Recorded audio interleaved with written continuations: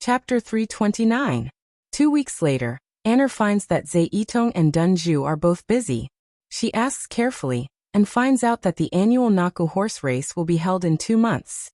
In addition to the horse race, herdsmen from hundreds of miles around will bring their goods there.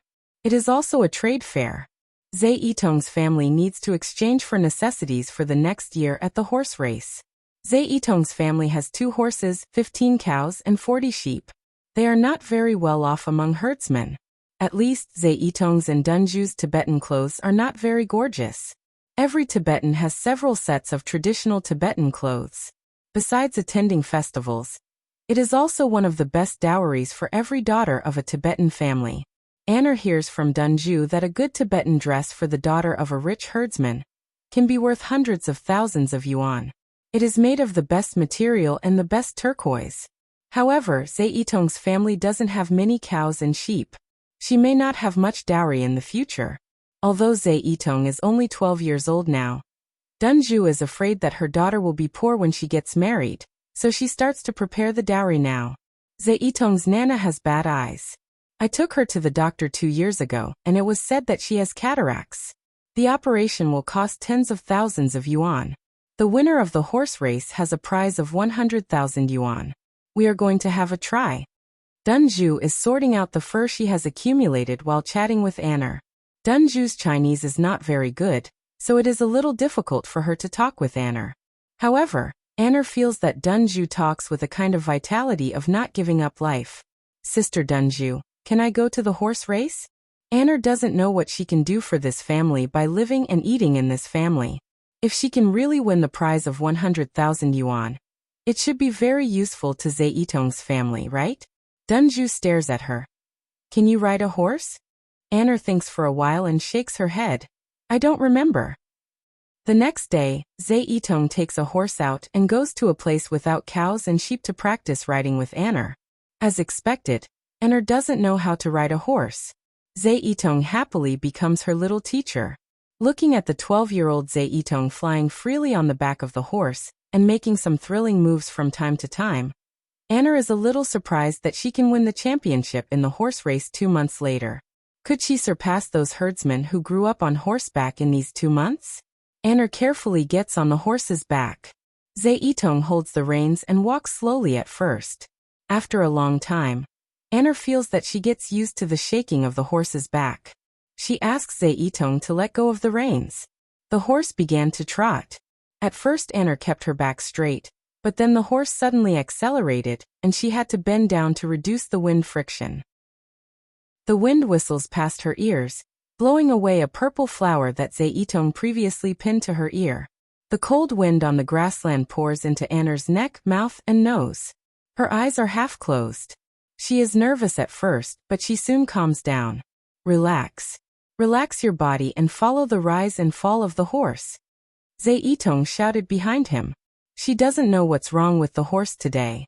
It runs faster and faster, and Anna soon finds something wrong. There is panic in Zhe Yitong's eyes. She whistles and tries to stop the horse, but her horse runs faster and faster. Anna guesses that there must be an accident. What she can do at the moment is to hold the horse's neck tightly and not be shaken down. The wind becomes roaring and the horse's hooves trample on the flowers on the grassland. The original harmonious atmosphere is ruined. Zhe Yitong runs to the yurt. She has a pony at home. Although it doesn't run fast, it is better than nothing. She hopes it can catch up with Anna's horse. Anna has been very calm. Although the horse seems to be crazy, it is not the first time for her to encounter such a dangerous thing. For a moment, Anna is on the horse, and she has time to think about what kind of person she used to be. Does she often encounter such dangers? Otherwise, why is she not afraid at all subconsciously? Anna relaxes her body and follows the rise and fall of the horse's back. She holds the horse's neck tightly. The grassland recedes from her sight, and a silver lake appears in front of her. The crazy horse gradually slows down.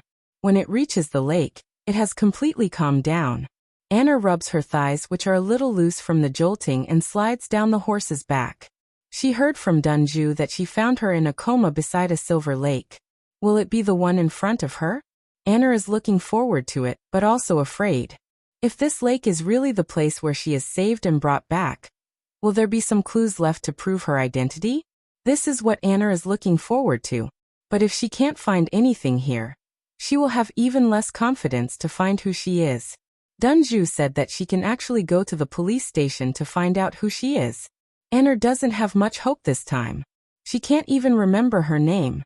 If she has no criminal record before, it will be very difficult to find her identity among more than 1 billion people of Wuxia, only by comparing her face. The most important thing is that a voice in her heart seems to be shouting that she has to rely on her own strength to find the Anna before she lost her memory. Otherwise, things will become very troublesome. The surface of the lake is shining with cold silver light under the sun. It is as calm as a glass mirror. Anna walks to the lake and sees many messy footprints in the wetland. She knows that there should be a lot of animals drinking water in this lake, which means the lake water is fine. Anna reaches out and touches the lake water. It is so cold that her fingers are almost frozen. Is this a lake formed by the fusion of snow and water? It is so cold. She rubs her hands and blows hot air into her palms. She moves her hands and feet and starts to search carefully by the lake. Pushing away the dense water grass, Anna doesn't miss any small place. She walks along the river bank for a few miles and finds a few very shallow footprints on the west bank of the lake. They don't seem to be from the past few days. She puts her feet on them and the footprints roughly match. A trace of joy creeps onto Anna's cheeks. She knows that she should be in the right place. She searched the water plants near the footprints, but did not find anything valuable. Anna ponders. Is she wrong? It shouldn't be. Her eyes fall on the silvery surface of the lake. Looking closer, the lake is clear and she can see fish and water grass. Anna's eyes flash. At the bottom of the lake a few meters away from the shore, there is a black backpack lying quietly. Most of it is covered by the water grass. There are few people here and coincidentally, a black backpack appears at the bottom of the lake. Anna feels that she becomes short of breath. She has no time to think about why she has such good eyesight. She has jumped into the silver lake. That backpack is likely to prove her identity and help her find her true self. The lake water is so cold that Anna almost cramps. She has to take back the backpack before she is frozen. However, it seems that God is against her. The shoulder strap of the backpack is stuck on the rotten roots at the bottom of the lake. Anna can't get rid of it for a while, and the air in her lungs is rapidly decreasing. She is in a very dangerous situation. Zhe Yitong finally follows the traces on the small horse. Only the horse Anna rode just now is leisurely eating grass by the lake. Anna can't see the beautiful figure of Anna. Anna. Anna. Zhe Yitong jumps off the horse and runs along the lake shouting. There are wolves on the grassland. Although it is daytime, sometimes the hungry wild wolves will not choose the time to attack. The little girl shouts for a while and her heart is full of despair. Is Anna really eaten by wolves?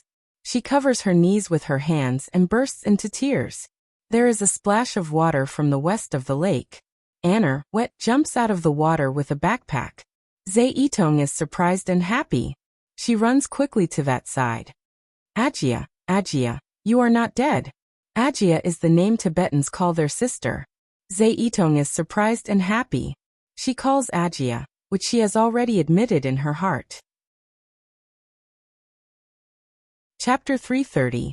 Anna is frozen in the middle of swimming. Zhe Yitong steps on the water and swims down. She pulls Anna to the shore. Are you crazy? How dare you go to the silver lake? You will freeze to death. Zhe Yitong doesn't care about her wet pants. Looking at Anna's frozen mouth, she almost cries again. At this time, she doesn't have much strength to explain. Anna holds the black backpack tightly and says with difficulty, Make a fire, bake. Zhe Yitong nods and puts her in the pasture. She knows how low the temperature of the silver lake is. Anna is so stiff that she can't even get on a horse's back. Even if she can get on a horse, she will get sick if she goes back in the wind. Anna is not as strong as the herdsman's daughters. She can't stand the cold. Making a fire on the grassland is both easy and difficult. It mainly depends on whether you can find dry cow dung as soon as possible. Today seems to be Anna's day of suffering, but it is Zhe Yitong's lucky day. She walks for dozens of meters and finds a big piece of dried cow dung. She smiles through tears and puts the dried cow dung in her arms. She runs a few steps and finds some big dead branches by the lake. There are no trees on the grassland. These dead branches must have been washed down from the mountain with the snow. She feels very lucky. Dry cow dung is the best to make a fire. There is no smell when it burns and it has a fragrance. It is the most important fuel for grassland herdsmen. With her back to the wind, Zeitong strikes a match and carefully ignites the dung. Then she puts the dead branches on top of the dung to make it easier to burn. The wood is steamed by the lake, so it is not very dry. Fortunately, it can still be ignited. When the fire gets bigger and the warm flame burns, Anna's blue lips are still trembling. However, she has the strength to reach out her hand closer to the fire. She feels better and takes off her leather coat. She wrings out the ice water on her hair. Zeitong sees that it works. She runs to find more dead branches and slowly controls the fire. There is not much firewood, but it burns for an hour. Zeitong's pants are all dry. Anna has been soaking in the lake for too long, and her clothes are only 80% dry. Zeitong is going to collect firewood, but Anna, whose face has turned rosy, stops her. Don't go. The sun is about to set. We have to go back, or your mother and Nana will be worried. I'm not cold anymore. What she said was the truth. Although her clothes were not completely dry yet, after being in the fire for so long, her whole body was warm. The chill brought by the lake water had been driven away. If she rode the horse back, her clothes should be completely dry under the wind. Seeing that Lin Luoran has the strength to speak, Zeitong is relieved. After all, she is a 12-year-old girl, and she is very curious. Now she doesn't worry anymore. Seeing that Anna goes down the lake to find the black bag, she asks her what is in it. Anna smiles bitterly. I just suspect that I lost it before I lost my memory. It may have clues about my identity. As for what it contains, I really don't know. Hearing this, Zeitong urges her to open it. Anna nods and opens the zipper of her backpack nervously. A pile of colorful banknotes that have been completely soaked by the lake water is exposed. It looks like there are tens of thousands of Wuxia coins. Anna is disappointed, and Zeitong is even more disappointed. She gently pinches the banknotes with her fingers, and they are all pasted together. It seems that they can't be dried and used again. Anna looks at her, and her disappointment is beyond words. She pokes her forehead. Little money grubber, you are more distressed than me. Are you short of money? Zeitong nods. Mom said that Nana's eyes need surgery and tens of thousands of yuan is enough. How nice it would be if the money is not soaked. Anna hugs her. You are such a good girl. Come on, let's continue to have a look. Maybe there is something valuable. She simply turns the backpack over and pours out all the items in it. A cap, a pair of women's leather boots in her size, a few packs of compressed biscuits, and a pile of soaked banknotes are all the things in the backpack. There is no ID card, no driver's license, nothing to prove Anna's identity. She picks up the leather boots. They are wet, but they are not soaked. It can be seen that the quality is very good. Plus a pile of soaked banknotes, she should be very rich. It is a pity that she didn't know Zeitong's family before she lost her memory. Otherwise, she can use the money to treat Zeitong's Nana. Anna is a little disappointed, but she never thinks that she probably didn't know herdsmen like Zeitong's family in Tibet before she lost her memory. Why would they use the money to treat Zeitong's Nana for no reason? The cap can also be used. Anna also picks it up. Thinking that these are things she used before, Anna can't leave them behind. Zeitong doesn't want to waste them. She puts a few packs of unsoaked compressed biscuits in her arms. It is getting late. They are about to go back when they hear the sound of horses' hooves in the distance. Who raises so many horses? Anna looks into the distance and sees a group of black galloping horses coming from the direction of the snow mountain. All of them are strong and strong. Wherever they run, a strong wind blows down the nearby pasture. Under the setting sun, the leading horse is a white horse without any hair. Because it is so fast, its four hooves seem to be leaping in the air. It seems to fly on the top of the grass. Other brown and black galloping horses, as well as the faintly discernible snow-capped mountains in the distance, the glittering surface of the lake nearby, the green grass, and the orange-red sunset, all served as a foil to this snow-white horse.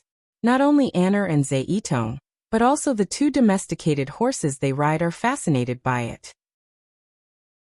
The white horse is so outstanding that people can't move their eyes away from it. Until this group of hundreds of horses quickly drinks water by the silver lake and disappears in the direction of the snow.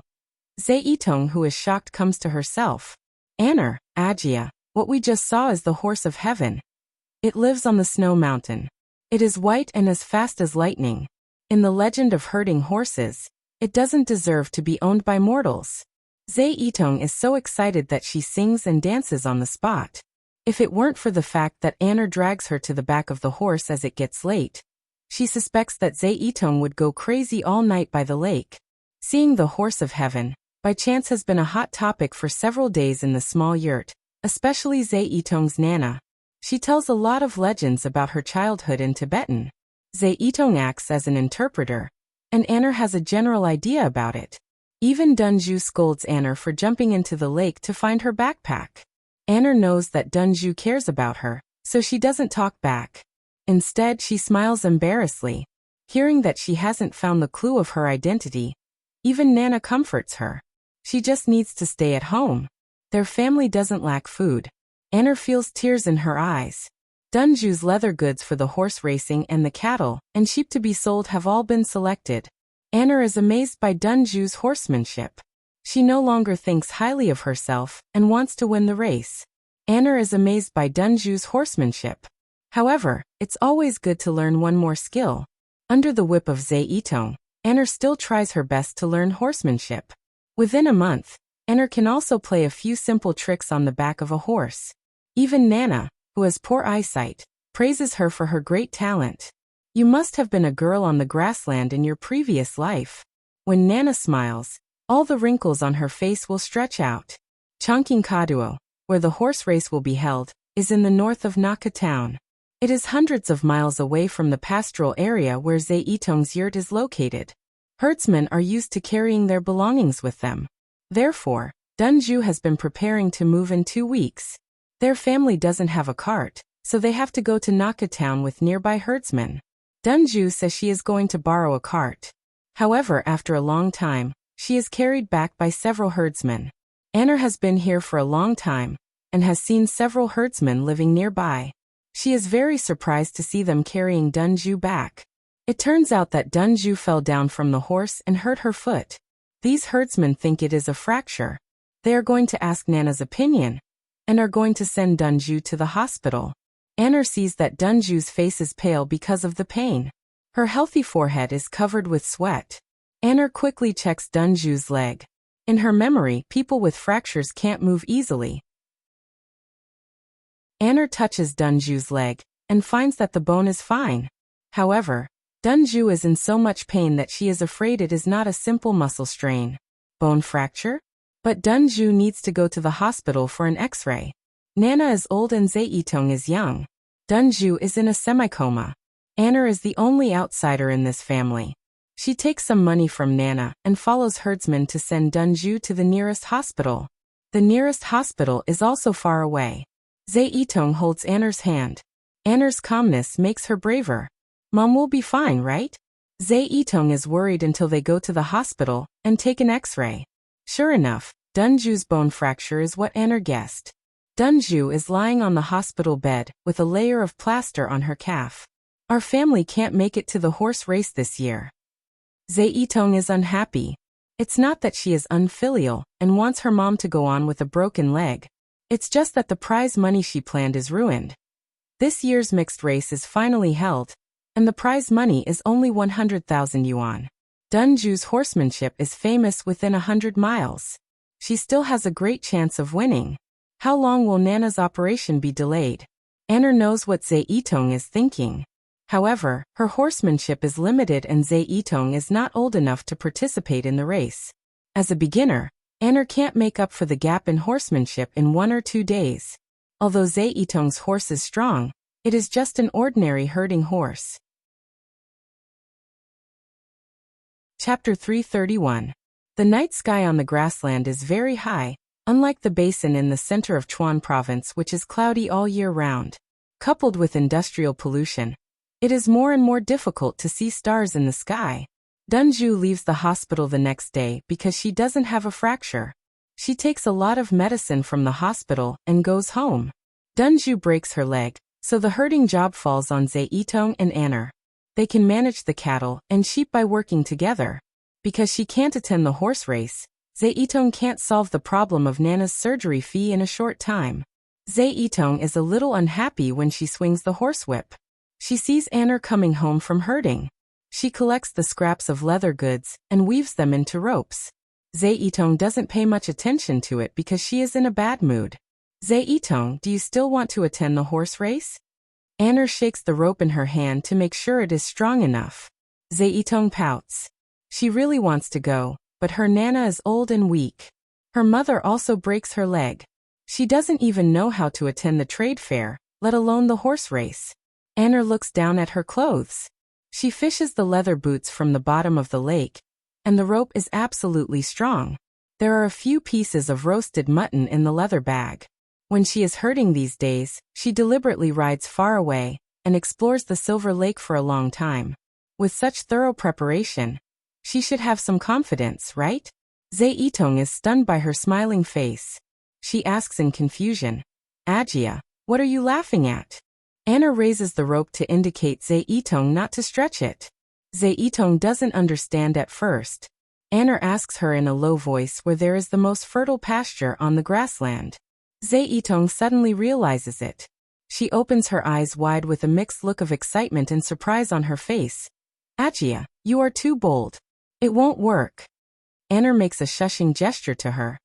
How can I know if I can succeed if I don't try? Come on, let's walk and talk. Dunju's voice comes from the yurt. Anner raises her voice and tells her and Nana that she and Zaitong are ready to set off immediately. Anner and Zaitong, who are worried, drive the cattle and sheep out as usual. Nana stands beside the yurt and watches them disappear. Ajia, can this work? Zaitong tramples on the wildflowers in her hands. The pink and purple flower juice gets into her fingernails.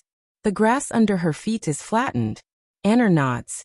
When you go back, persuade your mom Dunju and Nana to take other herdsmen's carts. You are responsible for driving cattle and sheep to Naka town. If things go well, I will come before the horse race. Zaitong pouts. What if it doesn't go well? Anner bursts into laughter. Even if I can't succeed here, my family still needs to exchange some goods. I still have to go to the trade fair. When you go back, don't tell them about the horse race. Just tell them that I've found some clues about my identity, and that I'll be out for a few days. Zaitong is in a dilemma. She grew up on the grassland, so she knows how difficult it is to catch wild horses. She has also heard that some people catch wild horses. It takes a group of grassland men to divide the wild horses, and then they surround and catch them. But in the little girl's subconsciousness, she also thinks that Anner is very smart and knowledgeable. She won't do things that she is not sure about. Can she really do it? Seeing the little girl's look, Anner knows that Zaitong has been convinced. She adds fuel to the fire. She analyzes the pros and cons for Zaitong and promises that she will protect herself. Zaitong finally agrees. It turns out that opposite the Silver Lake, there is the most fertile pasture on the grassland. However, there is a story about the Silver Lake, so ordinary herdsmen are not willing to come here. Anner pats Zaitong and asks her to drive cattle and sheep to other places to graze. There is too much noise here. Wild horses will not come here to drink water and eat grass. Zaitong gives the small dagger that she has always carried with her since she was a child to Anner for self-defense. She walks away, looking back 3 times at every step. She drives cattle and sheep and slowly disappears on the slope of the grassland. Anner pats the pony she rides. The pony's breath is warm on her face. It is a little reluctant to leave her. Anner makes up her mind to drive it away. The pony runs to the direction where Zaitong grazes. Only Anner is left here. She ties up her braid and walks to the opposite side of the Silver Lake. She carefully selects a fertile land with the dagger and slowly uncovers the pasture along with the ground. Her movements are gentle and every step is very careful. After a long time, she completely uncovers a pasture that is bigger than a person. Then Anner begins to dig on the ground where the pasture is uncovered. She throws the excavated soil into the lake little by little. When there is a big pit on the ground that is big enough for a person to lie in, Anna lies down and tries it. Finally, she shows a satisfied smile. At this time, the sky is full of sunset. Anna works for a long time and finally feels hungry. She takes out the mutton in the leather bag and gnaws it silently. What kind of person was she before? Why can she think of such steps as soon as she thinks of catching horses? Ordinary women don't even dare to think about such a dangerous thing. Only she can calmly and confidently make a plan to catch the horse. Zeitong and the other two should be on the way now, right? Anna finishes eating the mutton and drinks some water from the silver lake. Looking at the hoof prints, this herd of wild horses hasn't eaten nor drunk water for several days. If the pasture near the silver lake is really the most delicious on the grassland, even if other wild horses don't come to eat it, the white horse of heaven will definitely come. It is the king of horses. Of course, it deserves to eat the fattest pasture on the grassland. Anna shows a resolute expression. Man proposes, God disposes. She has to make some contributions to this family, so that Dunju can save her and take her in. If it is to catch ordinary wild horses, Anna has great strength and she is 70% or 80% sure. However, according to her riding skills, wild horses are not slow, but it is still difficult for her to win. Only the white horse of heaven. Anna doesn't want the little girl Zeitong to worry, so she doesn't tell her that she plans to catch it. It is the sacred horse of heaven in the eyes of herdsmen. She is only 10% sure to catch the horse of heaven. Anna spends the first night by the lake, and she almost freezes herself into a popsicle. At night on the grassland, the temperature drops sharply. She has to hide in the pit she dug during the day. She also moves some watergrass to cover her body, and makes a vent. She makes do with it all night. It's not until the morning comes that Anna feels relieved after stretching her hands and feet. For a moment, she vaguely remembers that she once had such an experience on a day of ice and snow. She also dug a cave to protect herself from the cold. However, when she thinks about it carefully, the memory disappears. This day, she has been carefully guarding the silver lake. She doesn't even see a lamb, let alone a herd of wild horses drinking water. Anna doesn't know why she is so patient. When she is hungry, she eats some mutton. When she is thirsty, she drinks some water from the silver lake. Her activity area is not near the pit. Before finding the wild horses, she has to try to keep the original appearance of the trap. The sun rises and sets. It is the third day in a flash. On this day, Anna is a little anxious. In the evening, she finally knows the reason why she is anxious all day. 3 wild wolves with green eyes come to the silver lake to drink water. Anna clenches the sharp dagger in her hand. The wild wolves have already smelled the breath of a living person. They surround her in the hay pile where she hides. Anna breathes hard. If she is surrounded by the wild wolves, it will be extremely disadvantageous for her. She gritted her teeth and suddenly pounced on a wild wolf without any warning. Her movements were fast, and her body seemed to have a conditioned reflex. She dodged the sharp wolf's teeth and used the dagger to stab the wild wolf's neck. The warm wolf blood sprays all over her leather skirt. Anna has already noticed another wolf pouncing on her from the corner of her eyes. She kicks the wild wolf so hard that it rolls over on the grass, and can't get up for a long time. The other wolf is obviously scared. It probably doesn't expect that the fact that a lone human is food, in their impression will be changed by a woman one day. This food is so powerful that 2 wolves are injured in one fight. Anna holds the dagger and stares at the third wolf without flinching. After a stalemate of half an hour, the wild wolf whose neck is stabbed is about to bleed to death. The remaining 2 wolves are finally frightened and retreat with the stabbed wolf on their backs. Before leaving, they turn their heads and look at Anna deeply, as if they want to remember her. After being vigilant for another half an hour, Anna is so weak that she almost collapses to the ground after making sure that the wild wolves will not come back. Stabbing the wolf and kicking, her movements are very smooth. These are all the instinctive potential of this body. Is it possible that she was really a hunter before? Anna shakes her head and smiles bitterly. What era is it? There are few people who hunt for a living, let alone women who hunt for a living. She looks at her hands and finds that there are no calluses. She doesn't look like a hunter at all. She frowns at the wolf's blood all over the ground.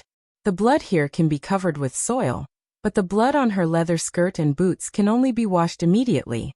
Anna washes her boots and the surface of her leather skirt with the biting cold. She is hesitating whether to make a fire to keep out the cold tonight. In the distance, there comes the uniform sound of hooves, like that of an army approaching the city. This piece of grass is shaking. Thousands of troops and horses. Thousands of troops and horses. Dust is flying all over the sky. Anna's expression changes. She throws the most smelly mutton into the lake. She runs to the trap quickly. Finally, she has time to hide in the pit before the horses cross the grassy slope. She covers herself with a large piece of pasture that she peels off. The sound of hooves is like a military drum, beating Anna's heart. Chapter 332. The setting sun in the west gilded the silver lake with a layer of faint golden light. In the earth-shaking clip-clop of a horse, a pure white horse with a fluttering mane appeared on the grassy slope in the blink of an eye. The grassy slope is 200 or 300 meters away from the silver lake. The white horse gallops so fast that it arrives at the lake in a second. The horse's hooves sound behind it in unison. It elegantly lowers its head and takes a sip when drinking water. Its tail swings in a beautiful arc in the air. It is perfect both in speed and appearance. Anna feels the weakening of the earthquake, and knows that the horses must have arrived at the lake. What are they doing now? Playing or drinking water? Or do they find something wrong? Anna holds her breath and hides in the pit motionlessly. The pasture covering her has been peeled off along with the soil layer. It has been 3 days and there is no sign of withering of the pasture. Anna has to admit that she is very lucky. If she waits for another 2 days, the most fertile pasture she has deliberately chosen will inevitably lose water. Even Zeitong's horses will not appreciate them when there is plenty of pasture in summer, let alone the proud horse of heaven. Will the horse of heaven come here? Anna tries to keep herself calm. In fact, it is every human's instinct to think nonsense. Especially in such a situation. Anna always worries about gains and losses. The white horse of heaven doesn't leave immediately today. While other wild horses are drinking water, it turns to the other side of the lake alone and jumps into the silver lake. It cleans its mane with the cold lake water. Through the flowing grass, Anna sharply sees a flash of white jumping over her head. She is short of breath and can hardly be proud. At that moment, the horse of heaven is less than 1 meter away from her. However, before she thinks about whether to jump or not, it has jumped over the pasture where she is hiding and jumped into the lake. It is so fast that Anna, who is full of confidence, has no time to react at all. Calm down. She must calm down. Today the wild horses don't come and go like the wind. They are very likely to eat by the lake. If she can't calm down at this time, all her previous efforts will be in vain. Anna takes a deep breath. The Pegasus playing in the lake seems to notice something and looks over. The wind from the lake blew past, and the 2 feet of lush pasture here swayed slightly with the wind. The herd of wild horses was powerful, and when they moved together, even the wild wolves on the grassland did not dare to have any ideas. Seeing nothing unusual, the vigilant Pegasus decided not to stay any longer. It walked out of the silver lake and shook off the water drops on its mane. After being washed by the lake water, its fur was even more attractive, like the color of the snow-capped mountains in the distance. The chewing of the wild horses suddenly ceased. They had discovered a spot of particularly good pasture, and were crowding round it for the enjoyment of their leader. The Pegasus let out a short breath. He finally remembered to give his subordinate some face. It lowered its head slightly and rolled the tender top of the grass into its mouth. When it ate, there was almost no sound, and it ate slowly and leisurely. No matter how smart the Pegasus was, it would never have thought that there was a malicious woman hiding under this patch of grass. When it was reluctant to leave, it gradually relaxed its vigilance and bowed its head to eat the last mouthful of grass. Anna, who was determined to get it, suddenly became violent. The grass was blown away, and the Pegasus was frightened. It jumped away and ran to the grassy slope in a few breaths. However, it was too late. On the back of the Pegasus, Anna has bent over and tightly hugged the Pegasus' neck. Her cheeks are flushed with excitement, and she is short of breath. Her hands are tightly holding a leather rope. The rope is a noose. As soon as she tightens it, it is firmly tied around the neck of the Pegasus. Anna can't believe that she is sitting on the back of the Pegasus at this moment. The Pegasus was frightened and turned around to run away. Anna thought she had completely failed, but her body burst out with more potential than when she fought with the wild wolf. She only remembered that her body was so light that she almost flew on the top of the grass. She kicked the ground, turned over, and mounted the Pegasus. All her movements were so smooth and flawless. If it weren't for the fact that the timing was not right, Anna would definitely think that her movements at that time were beyond the limits of human physical strength, reaction, coordination, and speed. Feeling the fierce resistance of the Pegasus, Anna comes back to her senses. She knows that the battle has just begun. Taming the most arrogant and untamed Pegasus in the legend of herdsmen is not only a test of her physical strength and skills, but also a tug-of-war of willpower. Persistence, only persistence. She must not give up.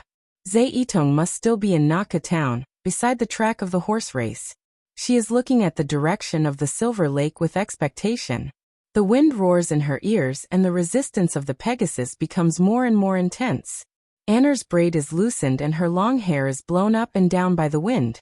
She grasps the strong leather rope tightly with both hands. The Pegasus is struggling so hard that she feels that her fingers are about to be broken even though she is wearing leather gloves. A group of dumbfounded wild horses see that a human is riding on the back of the Pegasus, and then they run away madly.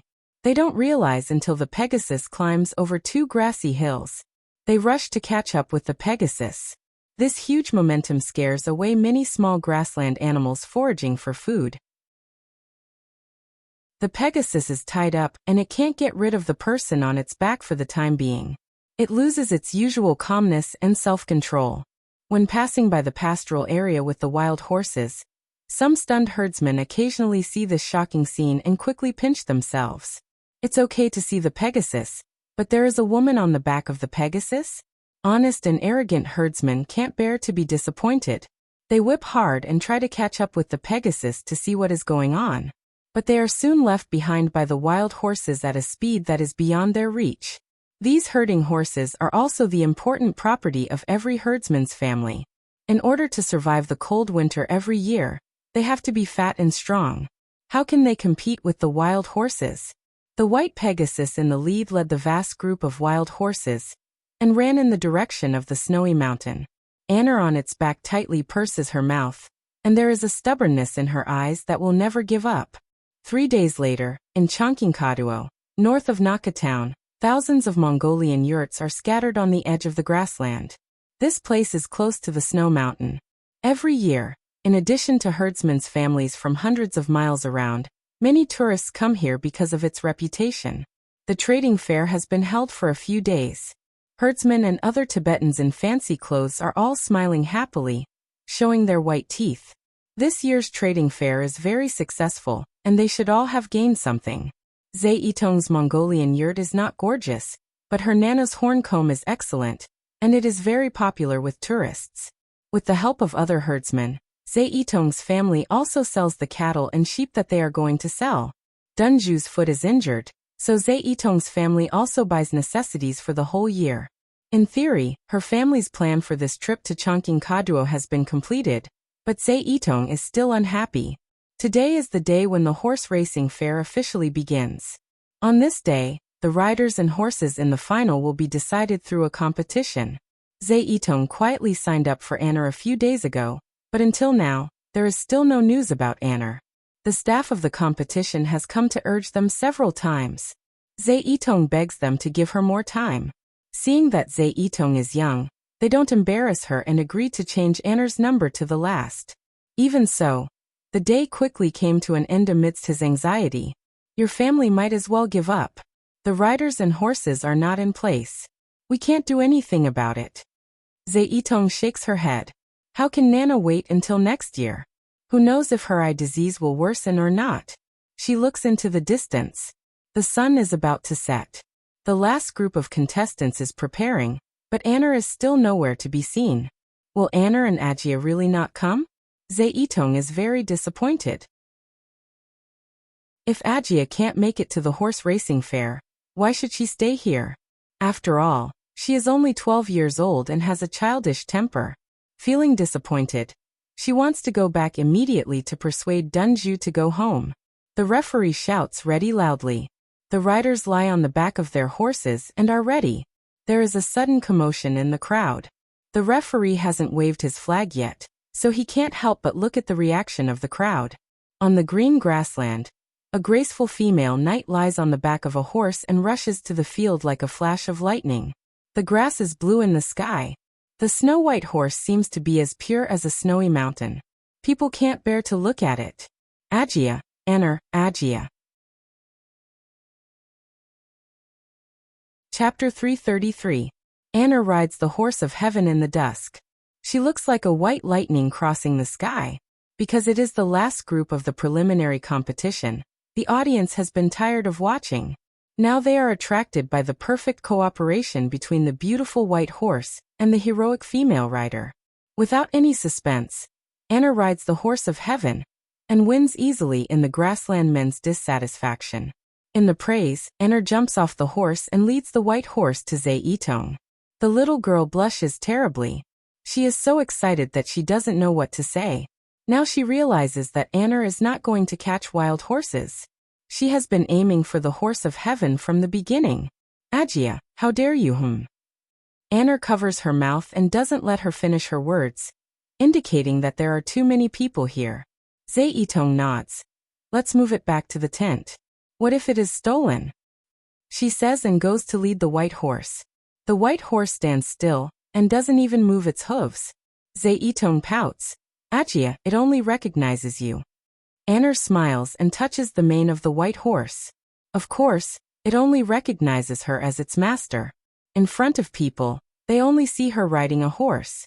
No one can imagine how much she has suffered in the snow mountains in order to tame these so-called horses of heaven.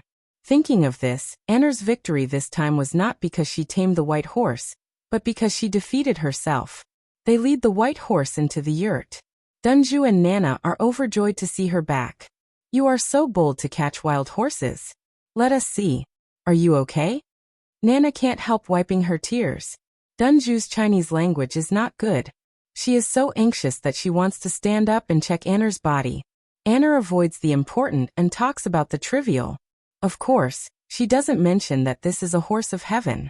White horses are not rare. Horses of heaven are magnificent.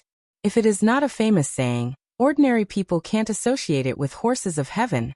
Besides, who will believe that a woman can tame a horse of heaven? This night, the yurt is very lively. Anna goes out with Zhe Yitong. Herdsmen sing and dance around the bonfire. They all recognize Anna as the owner of the white horse and invite her to dance with Zhe Yitong. Under the bonfire, everyone is smiling happily. Anna feels that she has really integrated into the atmosphere. After laughing for a while, Anna and Zhe Yitong both take a lot of roast lamb back. The four of them share it. At night, Zhe Yitong sleeps next to Anna. She quietly asks Anna about the name of the white horse. Anna thinks of the pure snow mountains. The white horse is like a cloud, floating and holy when it runs. How about white cloud? Zhe Yitong mutters in a low voice. She seems to think that this name is too common. However, she can't think of a more appropriate name at the moment, so she has to agree. White Cloud seems to understand their conversation outside the tent. It wags its tail. Anna is not sure whether it likes this name or not. Who cared? She was the master, wasn't she? Dunju and others are all asleep. Anna touches the outside of her thigh and presses it. She feels so painful that the corner of her mouth twitches. White Cloud is so stubborn. They have been in a stalemate for 3 days, but it can still throw her into a rock. There must be a lot of bruises all over his body, but who knew when they would heal? After riding the horse here and taming White Cloud for a few days, Anna finally falls into a deep sleep. In an inconspicuous Mongolian yurt, the bonfire outside is reflected. It is brightly lit without lights. A man dressed as a herdsman gets in and tells the boss the news that Anna rides a white horse to the competition today at the last moment. Boss, the white horse is obviously very powerful. With a little training, it will not be inferior to those precious racing horses. It will definitely meet your requirements. The middle-aged boss smiles stealthily. A big golden tooth with exquisite craftsmanship is revealed on the upper side of his mouth. Not only the horse is good, but the rider is also a rare beauty. I didn't expect that there is such a woman with Jiangnan style on the grassland. The man rolls his eyes and whispers a few words in the ear of the gold-toothed boss. Both of them show a smile of understanding. The next day is the semifinals. White Cloud looks down on other opponents and runs past the finish line easily. Zhe Yitong's hands are red from clapping. Even Dunju and Nana support each other to watch the race. They get along with each other day and night. This family with a simple population structure has already regarded Anna as a family member. The three of them are very happy for her victory. White Cloud is so awesome. Zhe Yitong's eyes almost turn into stars. Only she and Anna in the family know the truth. This is a Pegasus. She carefully touches White Cloud's tail. White Cloud doesn't kick her as she imagined. It totally despises the little girl Zhe Yitong. Anna smooths its mane. White Cloud will definitely win the championship. It will get 100,000 yuan bonus. Let's not rush back. Let's arrange Nana to be hospitalized. Before winter comes, we can have the operation so that she can recover. Nana's turbid old eyes are full of tears. She grabs Anna with big rough hands and doesn't know what to say. Anna changes the topic. She is willing to do something for this kind family. Dunju is willing to take her in as an outsider with amnesia. Nana and Zhe Yitong are very kind to her and patiently teach her how to survive on the grassland. Anna thinks that if she had a family before she lost her memory, she would also hope that someone could take care of them for her like she does for Dunju's family. Nana often says that good deeds will be rewarded. Anna firmly believes in this. The four of them are about to go back to the yurt when a herdsman suddenly jumps out of the haystack nearby. 200,000 yuan for your horse. The man is quite arrogant. He suddenly says he wants to buy a horse, which makes the four of them stunned. Seeing Anna and others, the rich herdsman is not as excited as they imagined. The rich herdsman is stunned. Anna smiles politely. We don't sell horses. The man's face changes. Anna and others go back together. It's normal for herdsmen to value White Cloud's handsome horse. If White Cloud wins the championship of the horse race tomorrow, it's possible that the rich herdsman will offer a higher price. However, Dunju and others are not greedy people. Anna brought White Cloud from the snow mountain and tamed it herself. She loves it as a treasure. How can they sell it? As long as they win the horse race, they can get 100,000 yuan bonus for Nana's operation. There's no need to sell the horse. Anna sticks her face to White Cloud and smiles like a flower. The herdsman is unwilling to give up. He disappears into the numerous yurts in the blink of an eye. The middle-aged man with golden teeth hears the reply and thinks for a while. They want to take advantage of the horse race tomorrow to raise the price. The man lowers his head. Boss, you have a sharp eye. The man with golden teeth smiles. Then you know what to do, right? The man lowers his head even more. Of course. Make sure she can't win the championship. Chapter 334. If you want to affect the performance of a horse, the track and the horse itself are the easiest to tamper with. After all, this is a carnival of grassland herdsmen. If someone tampers with the track and is found out, it will be a slap in the face of honest grassland herdsmen. Besides, if there is a danger on the track, the horse itself will be hurt. Therefore, the man who works for the gold-toothed boss chooses the latter. As long as the horse can't participate in the race as scheduled, it won't win the championship. He sneakily sprinkles some powder into White Cloud's forage and quietly sneaks back to the tent. When he is far away, Anna comes out of the yurt and stares at the brown powder in the forage thoughtfully. She sleeps very little because she is sore all over and her hearing is better than ordinary people. The sound of White Cloud shaking its tail uneasily arouses Anna's vigilance. In the night, looking out through the gap of the felt, she can only see the back of a herdsman leaving. Dunju and others have already fallen asleep, so Anna doesn't say anything. They think you are an ordinary stupid horse. You are picky about food. You don't even like bad pasture. How can you eat this inferior stuff mixed with something? White Cloud's eyes are wet, and the shadow of the moon in the sky is reflected in it. It ignores its bad master who laughs at it, and takes a nap leisurely. Anna dips some powder and smells it. She smiles. It's croton powder. How old-fashioned. After she said it, she was stunned. It was really strange. Everything that was contaminated with medicine seemed to be engraved in her bones. Could it be that before she lost her memory, she was a doctor? There are no more clues. She changes all the forage, touches White Cloud's neck, and goes back to sleep. After a good night's sleep, Zeitong puts on new clothes and red coral beads. Dunju and Nana both change into nice clothes. They are going to the racetrack to cheer for Anna. Anna's eyes stay on Zeitong's coral necklace for a moment. Zeitong asks her immediately, "What's wrong? Is it not nice?" Anna shakes her head. "I just vaguely remember seeing a big red coral somewhere. When I remember it later, I will make a red coral necklace for you, okay?" Zeitong nods and is very happy. Dunju looks at Anna with pity in her eyes. Anna has lost her memory for so long. She doesn't know when she can remember her identity.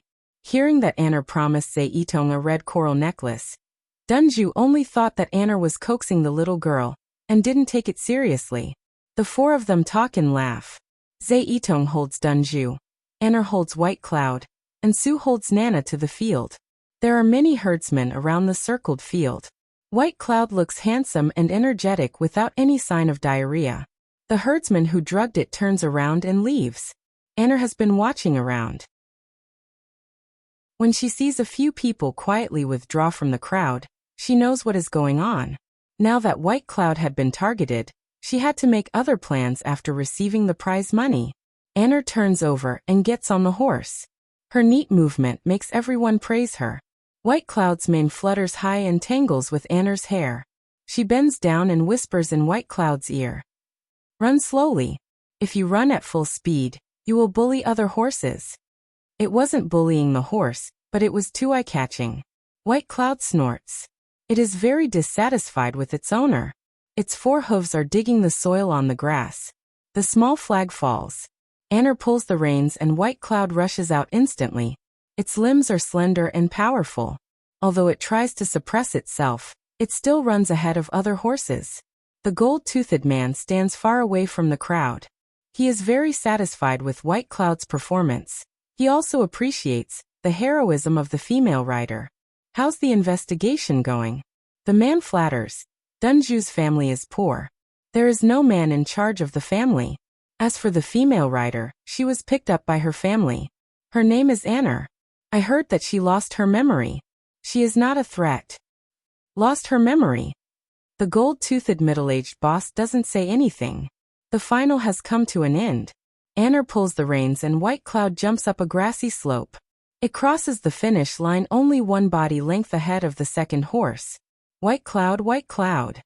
Anna. The white horse wins. Herdsmen gather around and throw Anna into the air together, cheering. In the cheers of the crowd, the organizer of the horse race gives Anna a prize of 100,000 yuan. There will be a celebration party in the evening, but Anna politely declines. "Shall we go to the hospital now?" Dunju hesitates. As soon as Anna comes back, she persuades them to entrust the cattle, sheep, and yurts to an acquaintance. The four of them go to the hospital first. Anna nods. "Now we have enough money. Of course, we need to get treatment as soon as possible." Nana's eye disease has always been Dunju's concern. Anna starts from this point. Dunju's doubt only persists for a while, and then she readily agrees. So the four of them start packing. Before dawn, they entrust the luggage to an acquaintance. Anna asks White Cloud to go back to Snow Mountain first. At dawn, they call a taxi in the town and go to the district hospital. The hospital checks the equipment and recommends them to go to Lessa, saying that the equipment is not good. Anna takes Dunju and the other two to transfer to the hospital. They pay the money and arrange the operation next Tuesday. Anna takes another X-ray of Dunju's foot to make sure that the bone is healing. Anna is relieved. There are two patients in the family. Acquaintances have also come to visit them. Nana is quite popular. Knowing that there is no staff in their family now, they have orphans, widows, the old, the weak, the sick and the disabled. They promise that they will help take care of the cattle and sheep. Letting one sheep or driving a flock of sheep is the same. Dunju's family does not have many cattle and sheep, and some of them have been sold. It is not a troublesome thing to take care of them for a while. So Anner takes Dunju's family to live in Lhasa with peace of mind. Nana's operation is successful. After all, she is old and recovers slowly. The medical facilities in Naku are not perfect. Anner proposes to stay in Lhasa for a while, and go back after Nana passes the recovery period. Zhe Yitong strongly agrees with this proposal. Anner takes her to almost visit the whole of Lhasa. The little girl who grew up on the grassland is very curious about everything in modern civilization. Zhe Yitong also asks Anner if Lhasa is the largest city in the world. Of course, Lhasa is not the largest city in the world. Anner is a little dazed. Recently, she often sees some flashes. It seems that she has been to Lhasa before. One day, she takes Zhe Yitong to the famous Jokhang temple again. The Bodhisattva looks kind and Anner feels at peace. There is a smell of butter in the Jokhang temple. Is it the monks making butter tea? Somehow, when she passes by a young Buddhist monk, Anner feels that the monk's eyes are stagnant. She turns back and smiles. "Master, do you know me?" The young Buddhist monk shakes his head. Anner feels that there is a faint fragrance of flowers under the smell of butter tea. Zhe Yitong has already skipped far away. Anner smiles apologetically and catches up with her. An old monk steps forward and asks curiously, "Do you know this female Tanyu?" The young Buddhist monk shakes his head. "I know her in the past and can foresee her in the future, but I don't know her in the present." The ordinary monk's robe can't hide the elegance of the young Buddhist monk. The old monk thinks for a long time, but still can't figure out what he means. The young Buddhist monk has already walked away. After Nana's operation and observation period, Dunju's foot is almost healed. When the four of them return to the Naka grassland again, it is already late November.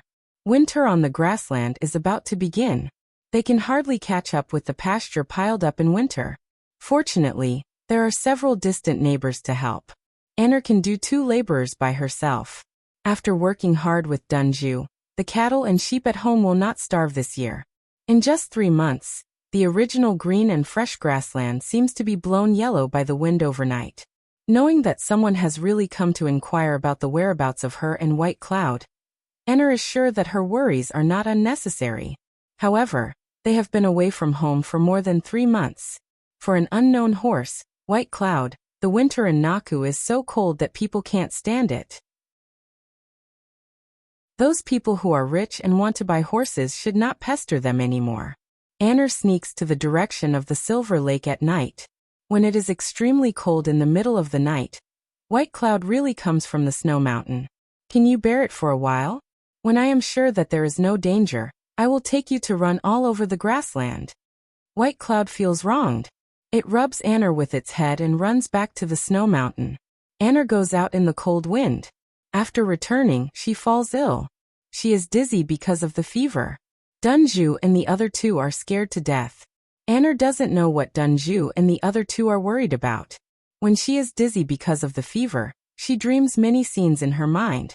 It seems that she is in a very beautiful place where melons and fruits are fragrant all year round. Her family lives there.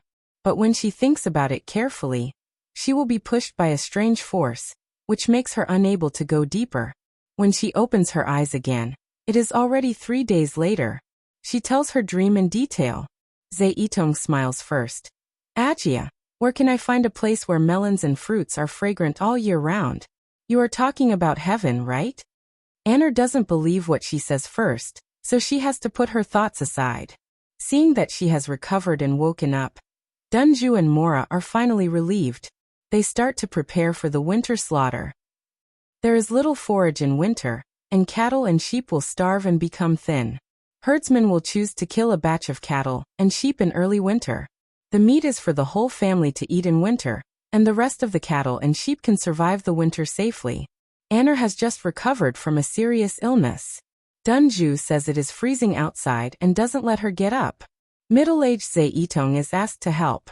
Unexpectedly, a yak goes crazy when they are killing sheep. Zhe Yitong has to ride a horse to chase it. She is still young and she is not good at riding. Dunju and Mora have nothing to worry about. But after waiting for 2 hours, Zhe Yitong still doesn't come back. Dunju begins to worry. She can't continue to sort out the beef. She hitches the horse and goes to find Zeitong, the acquaintance who helped them take care of the cattle, and Sheep runs to them on a horse anxiously. Your Zeitong was taken away by a group of people by the Silver Lake. They said they want Anner to exchange for her with the horse of heaven. In the yurt, Anner knocks over the wooden bowl, and the hot buttered tea spills all over the ground. She lifts the felt and her face is as cold as frost. She grabs the horse's reins from Dunju's hand and rides away. It is snowing heavily. The withered grassland is gradually covered by snow. Anner's figure soon disappears. Dunju stomps. Tashi, call someone. Let's go save Zeitong. Every Sunday night, Pa comes out to ask for tickets. A new week is coming.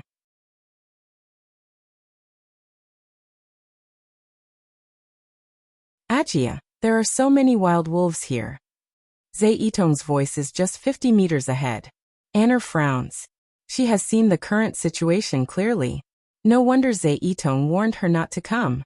It's not the work of evil people. It turns out that there are many shadowy black shadows within a radius of hundreds of meters in the thick fog. Their green eyes are looming in the thick fog. Are the people who catch Zeitong surrounded by wild wolves? No, they have no grudge against wild wolves. Wolves will not provoke such enemies. Someone has a grudge against wolves. Anner remembers that in July this year, she trapped White Cloud by the Silver Lake and seriously injured 2 wild wolves. Damn it! Why do these vengeful grassland wolves choose this time to take revenge? Zeitong is in a wolf's den. She has to save her. Anner swings the whip in her hand. The wild wolves make way for her. These grassland wolves are cruel and cunning. At this time, they make way for Anner just to surround her. Even if Anner knows the result, she has to take the initiative to walk into the encirclement. After walking for another 30 meters, Anner finally sees those people who covet White Cloud. These people drive an ordinary Jeep and a Hummer. At this moment, the 2 cars form a triangle to guard against the wolves. Several men in Tibetan robes hold shotguns in their hands, trying to intimidate the wolves. Anner stops and her eyes are almost filled with anger. These scumbags. In such a dangerous situation, they actually let Zeitong stand on the hood of a car. These men with shotguns still know to hide in the car window with the barrel exposed. However, they let the 12-year-old Zeitong stand on the hood. Fresh meat like the little girl makes the wolves restless. Many pairs of green eyes are staring at Zeitong, who is shivering. Scumbags, these scumbags. Anner is furious, but she feels like crying. Before she comes, how long has Zeitong been intimidated like this? What else have they done to her? Anner, your name is Anner, isn't it? A man's voice comes from the car. He hides his head but shows his tail. She can only tell that he is not young. Anner sneers. I'm the person you are looking for. Let her go. The man laughs. Let her go? Let her feed the wolves? Anner, give me the horse, and I will let her go. After 2 months of investigation, the white horse turns out to be the legendary horse of heaven on the grassland. It has already exceeded the value of a racing horse. There is desire in the voice of the gold-toothed man. He is not going to let go of the horse of heaven. Of course, he also wants the little beauty in front of him.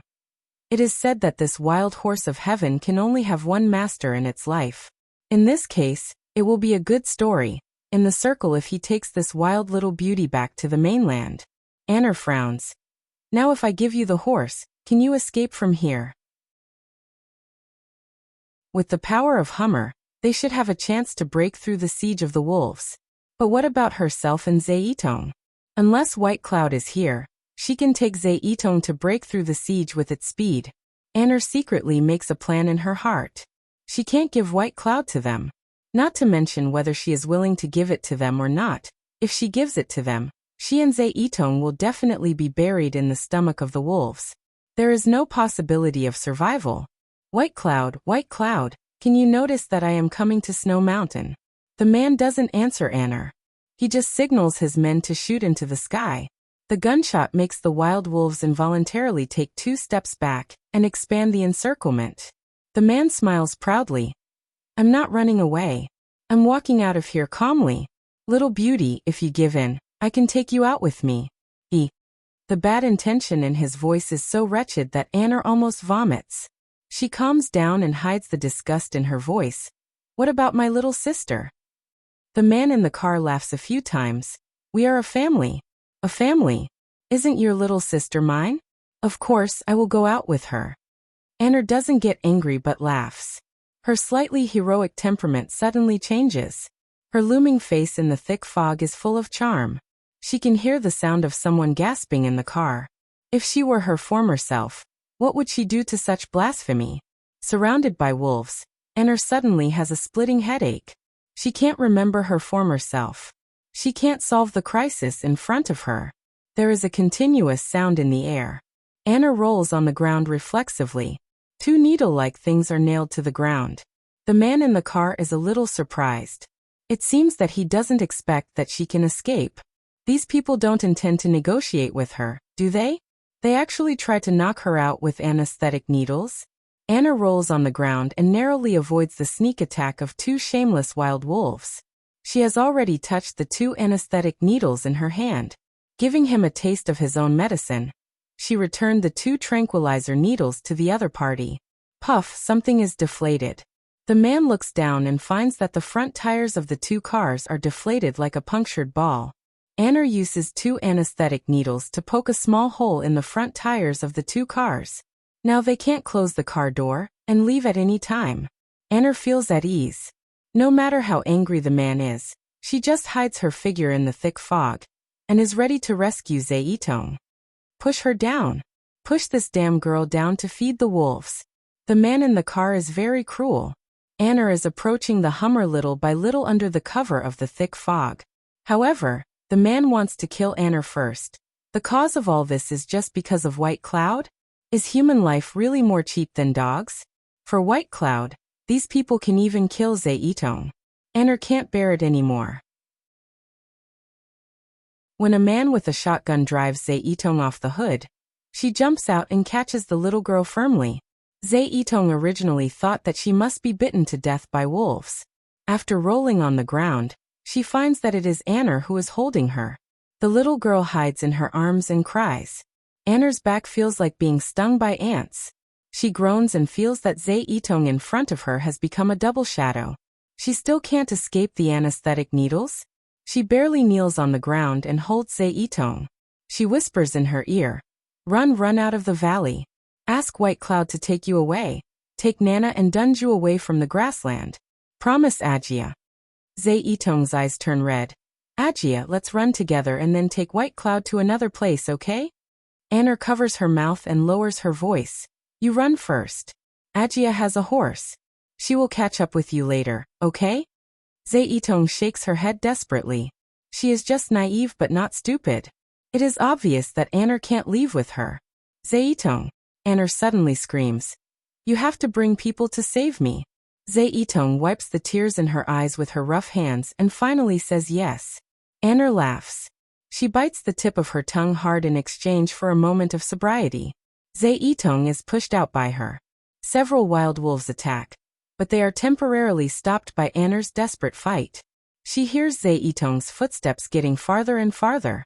She runs to the mouth of the valley. Anna covers her arm and laughs. Blood spreads from her fingers.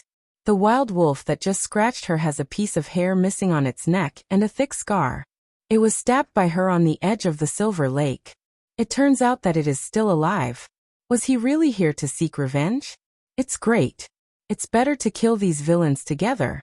Snow Mountain is holy and can't be tarnished by these bastards. She feels pain in her left arm again. It turns out that the people in the car see that she is still alive after 2 needles, so they give her another one. Anna's consciousness finally becomes blurred. She vaguely hears that they ask someone to guard the car and send someone down to change the tire. Are they going to run away? I don't want to. I don't want to. The blood from Anna's wound stains the snow where she fell. She slowly closes her eyes and a sharp cry of pain suddenly comes from the mouth of the valley. Chapter 336. Is it raining? Feeling her eyelids are wet, Anna tries to open her eyes. It's dark in the valley. White Cloud sees her wake up and licks her cheek affectionately. White Cloud, why are you here? Anna's eyes fall on White Cloud's neck. There are a few deep teeth marks and White Cloud's beautiful fur is almost torn off. Anna suddenly remembers that she should be in the valley now. She turns over and sits up. The wound on her right hand is torn again. White Cloud is so anxious that it can't help licking her right arm with its tongue. The fragrance of herbs permeates the air. This loyal horse not only gets hurt for her, but also goes to find herbs to stop bleeding. Anna's eyes turn red, not only for White Cloud, but also for the blood on the ground. The thick fog disperses. 2 badly broken cars and several cold corpses are on the ground. A herdsman stares at the sky with his eyes wide open and his face distorted. There is a hole in his abdomen, and his internal organs are all over the ground. Anna holds back the feeling of vomiting and stumbles to the entrance of the valley. Zeitong, I heard her scream before she fainted. Nothing must happen to her. Please. White Cloud follows her step by step. The wound on Anna's right arm is dripping blood. She doesn't walk for a few steps before she finds the shepherd she rode has fallen to the ground. Its intestines are also broken. Around it, there were hundreds of wild horses standing in the valley. She immediately understood why the people in the 2 carriages had died. And only she was still alive. It's White Cloud. White Cloud comes with the wild horses at the critical moment, and disperses the wolves. Anna sees the fate of the shepherd and her legs are weak. The entrance of the valley is right in front of her, but she doesn't dare to go forward. She is afraid that what is waiting for her at the entrance of the valley is Zeitong's dead body. Timidity entangles Anna like water grass. White Cloud lowers its head and rubs its master who is surrounded by sadness. Anna blinks her eyes and forcibly blinks back her tears. She stands up straight and walks to the entrance of the valley. The wild horses make way for her. There is a pool of blood in the snow which is so eye-catching. Anna's feet are stiff but she stubbornly moves there step by step. A broken arm is half hidden in the snow alone. Anna's tears finally burst out. Zeitong. Kuma my Kuma. Anna's eyes are blurred by tears. She has long wanted to call her Kuma, which corresponds to Agia. It means younger sister. Her younger sister, Zeitong, was only 12 years old. She wanted to go to school and often practiced Chinese characters on the ground. She often threw a wreath in the air to express her joy. Now her arm, the arm with the red coral bracelet, was in the snow. Extreme pain overlaps in her heart. A ray of light penetrates Anna's body, and she can't help but raise her head and cry in pain. Who was she? She had no sister, only a brother. No, she had a good sister. Chaotic information flashes in her mind. One moment, she sees Zeitong's smiling face with blushing cheeks. The next moment, she sees a blurry teenager with a gentle and shy temperament who calls her sister. Which one is real life? Anna. No, my name is not Anna. Her whole body is pulled into the air by an invisible force. The wall of restraint in her mind is broken. She feels like there are 10,000 ants trying to climb out, which makes her head itchy and painful. 2 kinds of lives alternate. Her body floating in the air unconsciously curls up like a shrimp because of uneasiness. A voice asks her, "What do you want to do most? What do you want most?" At this moment, she wants to avenge Zeitong most. The voice says again, "Then remember who you are and find your real self." Does the real self have the ability to avenge her? She asks the inexplicable voice. She is also asking herself. She has a long dream. After coming out of the Jokhang temple because of a bowl of butter tea, she realizes that what she lacks is ordinary perception. She has been living without spells, wakin, magic weapon, and space for too long. She can no longer experience the emotions of ordinary people. Fire Phoenix said that if she wants to experience ordinary again in bare essence, she must seal all the abilities and memories of her whole body. Then she can enjoy ordinary life as a blank piece of paper. The beautiful woman nods and says yes. How can she live on the grassland where danger lurks? Fire Phoenix laughs and says, "I have picked a good place for you." It is indeed a good place. It is the sacred Silver Lake district of the Naka grassland. Herdsmen will not be presumptuous here. You can sleep at ease. It is not without danger. Her abilities and memories are sealed. Then she meets a fish monster jumping out of the Silver Lake. She is so embarrassed that she faints by the lake because of serious injuries. When she wakes up again, she really forgets who she is. A kind herdsman save her and take her back to the Mongolian yurt. They give her a nice Tibetan name, Anner. Anner, come here. I will teach you how to milk cows. Anner, you know so much. Anner, my name is Zaitong. My mother said it means olive. What about Anner? Anner, it means pomegranate. Nana also said you look like pomegranate. You are so beautiful. The little girl chirps happily like a bird on the grassland. She teaches herself how to milk cows, make butter, and learn to ride. The two are like sisters. They herd together and learn to sing pastoral songs together. Anner is the most beautiful pomegranate flower on the grassland. The little girl says this more than once. The little girl, her name is Zaitong. Her name is Lin Luoran. The figure in the air opens her eyes. Her beautiful eyes are shining like the purest amber in the world. In her eyes, there is no longer helplessness. A trace of pain is well hidden. Instead, there is more determination. She is no longer the ordinary Anner. She is the shining Lin Luoran. The last bit of mist in the valley disperses. The wild horses look at the woman floating in the air with doubts in their eyes. The breath she emits is even more powerful than that of the extremely fierce alpha wolf. Lin Luoran finally finds herself. Fire Phoenix's lazy voice rings. Congratulations on your success. The opportunity to bear essence is right in front of you. But I guess you want to save the herdsman girl first.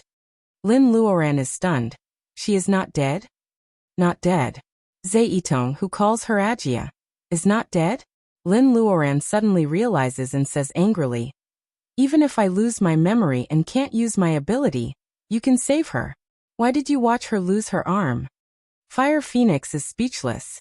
After a while, it gnashes its teeth. Without her arm, I am afraid you will be Anner for the rest of your life. This method is too aggressive. I can see that you enjoy the life of a herdsman on the grassland. Are you willing to herd horses for the rest of your life? Lin Luoran murmurs, but I don't need to lose her arm to wake me up. Fire Phoenix snorts and cuts off the connection with her. Lin Luoran knows that she is a little greedy. It is she who wants to make up for the lack of state of mind in the shortest time, and bear essence smoothly, so that she can go to Penglai to find a way to rebuild the Taoist root for her mother. However, this method of sealing memory and ability is extremely dangerous. It is cast by Fire Phoenix, and the spell has been made. Even if Fire Phoenix breaks its promise and wants to help her recover her memory, it will violate the oath of the law and she will suffer from the backfire of the spell. However, Lin Luoran feels inexplicably sad to use Zaitong's arm to help her find herself in the amnesia. She gently falls to the ground. White Cloud is confused. It doesn't recognize its master who has changed a lot. She takes a circulation bolus in her palm and melts it. Her palm touches White Cloud's neck. The wound stops bleeding. Within 2 days, White Cloud will be completely healed. It lowers its head and licks her palm. It wants to smear the remaining medicine on her injured right arm. Lin Luoran hugs its neck. One person and one horse have a tacit understanding again. She and Anner are originally the same person. The difference is that Lin Luoran has the ability that Anner doesn't have. She circles a pile of sand and stones and buries Zaitong's broken arm and the horse she rides. Lin Luoran goes to the crime scene again. Different from the panic just now, Lin Luoran is calm and self-controlled. She has excellent eyesight. Not only did she glance over the bloodstained scene, but there were also human corpses and no wolf corpses. She also discovered that the broken windshield and the dented hood were all caused by a powerful blow from some kind of creature. Is it the animal that hurt White Cloud? Lin Luoran suspects that it might be the alpha wolf of the grassland wolf pack. Even White Cloud can be hurt by it. It must be something.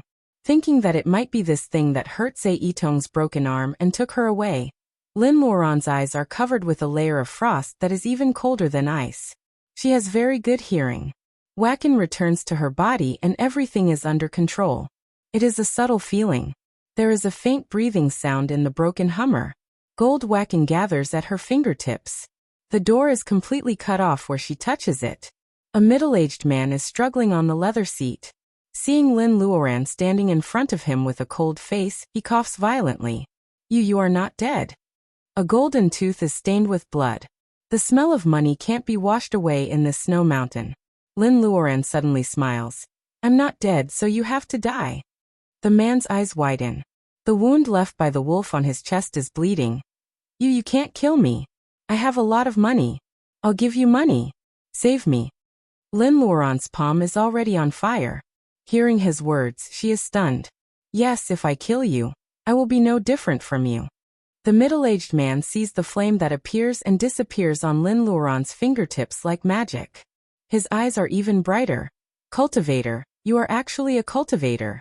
Lin Luoran no longer looks at him and leaves without hesitation. The middle-aged man yelled enthusiastically, Fairy, fairy, fairy, please accept me.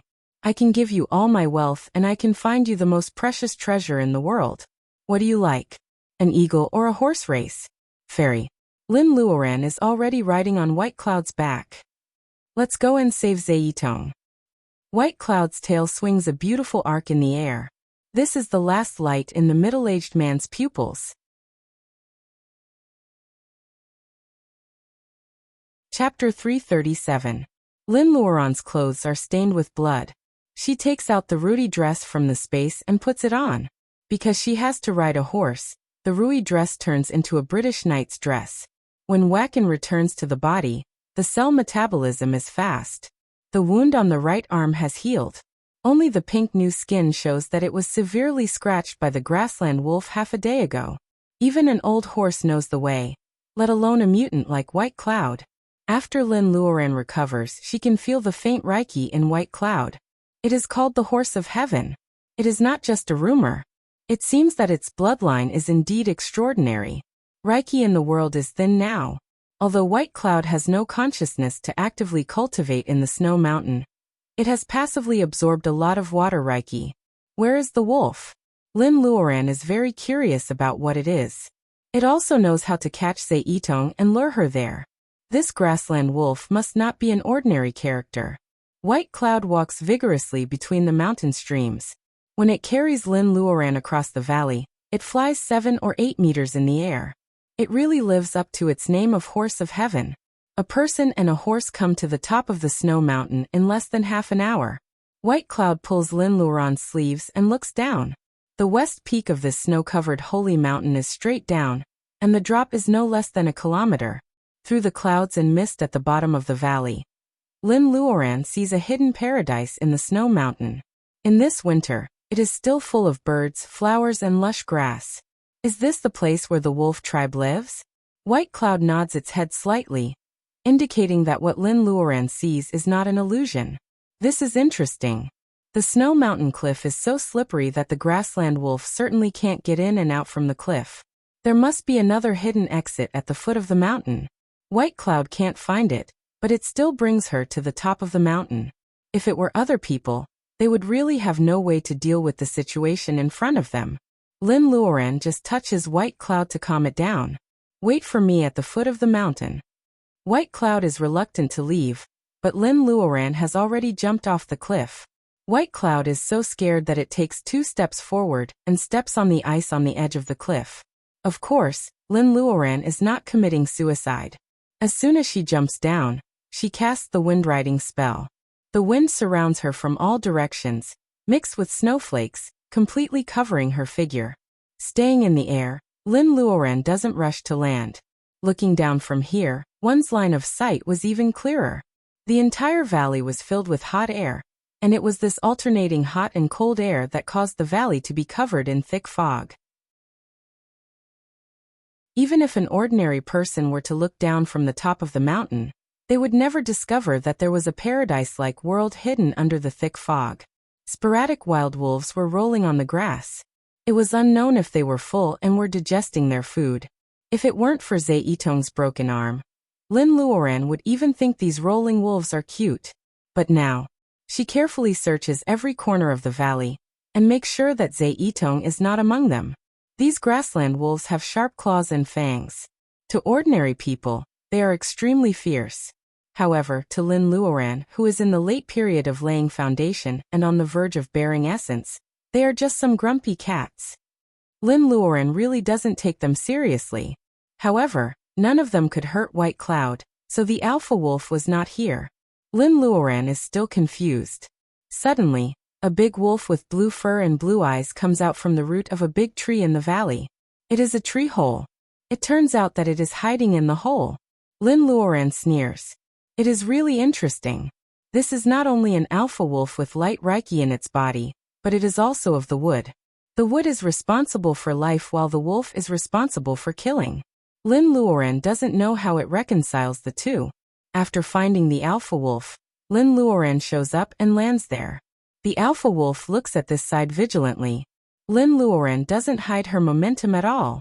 Those fierce grassland wolves are so suppressed that they dare not come forward. The grassland wolf that has a grudge against Lin Luoran arches its body and makes an attacking posture. However, it doesn't dare to rush forward rashly. It can only suppress the light of hatred in its eyes. Lin Luoran lowers her eyes. I gave you a knife, and you gave me a claw. If you continue to pester me, don't blame me for being cruel. After saying that, Lin Luoran goes straight to the wolf, regardless of whether the grassland wolf understands her or not. The green wolf of the wood has its hair standing on end. It has already felt Lin Luoran's power. Every time Lin Luoran takes a step forward, it retreats a little bit. When Lin Luoran is still 10 feet away from it, it suddenly turns its head and gets into the tree hole. Lin Luoran's spiritual mind locks it tightly. She is not afraid that it will escape. However, she is somewhat surprised that there is a different world under the tree hole. Of course, she will not imitate the alpha wolf to get into the hole. Lin Luoran raises her hand and summons the bright sword. With only one sword, she cuts down the big tree, revealing the root of the tree. Winding down, there is a hole that can accommodate one person. The movement of the big tree falling to the ground makes those grassland wolves stunned. Their alpha wolf is not there, so they lose their restraint. They find a hole covered by vines and rush out of the valley. This time Lin Luoran is more satisfied. It turns out that the exit of the valley is in such a place. A small fireball floats on her fingertips. She stands at the hole and looks down. It is a slope, not vertical. Lin Luoran is bold because of her skill. She simply jumps down. At the beginning of the long tunnel, moss stains her clothes. As she goes downhill, the road becomes wider. When a fork appears in front of her, Lin Luoran laughs. The footprints on the ground show that the alpha is going to the right. However, Lin Luoran's spiritual mind locates that the alpha wolf is hiding at the entrance of the fork on the left. Does it want to show her the wrong way? Or does it want to attack her from behind? Lin Luoran decides to make both of its plans fail. She suddenly rushes to the place where the alpha wolf is hiding. She weaves a big net made of wackin and covers the back of the rock. The alpha wolf is caught by her in a daze. There is no expression in its eyes. Lin Luoran does not feel the joy of victory. Looking at the alpha wolf, which is not struggling at all, she suddenly has an inexplicable sense of crisis. Lin Luoran always trusts her intuition, so she leans to the right. A green light flashes 2 inches away from her neck and hits the rock in the tunnel. Stone chips are splashed and the bottom cannot be seen. Lin Luoran's neck is cold. She has no time to chase the flashing green shadow. This attack was originally aimed at her neck in an attempt to kill her in one strike. If she hadn't been vigilant, perhaps her head would have been separated from her body by now. She was just a small cultivator in the late stage of the Foundation establishment realm. This kind of injury was something that no one would have the power to reverse. The alpha wolf she catches turns into a piece of rotten wood with a flash of green light in the big net of wackin. Substitution. Fire Phoenix screams sharply in the space. Lin Luoran is stunned. What is this? Fire Phoenix is furious. This is a small art of nature. We were all fooled by the wolf. It is a monster cultivator. This is not the point. The point is that this is a monster cultivator who has mastered the art of nature. It is not an ordinary monster. Let's retreat first. Art of nature. Lin Luoran thinks of the soldiers made of beans, of the ancestor of the monsters of wood. This kind of camouflage substitution can only fool her, whose personal ability is not high. The ancestor of the monsters of wood soybeans turned into golden-armored soldiers, which have real combat power. This rotten wood with no spirit is far from being comparable to it. The question is, Why is the monster wolf so sneaky when it can use the art of nature? There is only one possibility. If they fight face to face, it is not confident that it can defeat her. Xiaofeng, I'm guessing that the wolf demon has been seriously injured. Fire Phoenix yells. It is not called Phoenix. Lin Luoren ignores it and summons Zhaojian. It flies around her as a guard. Lin Luoren purses her lips. Zhe Yitong is still in the hands of the monster wolf of wood. Even if there is danger ahead, she has to fight it.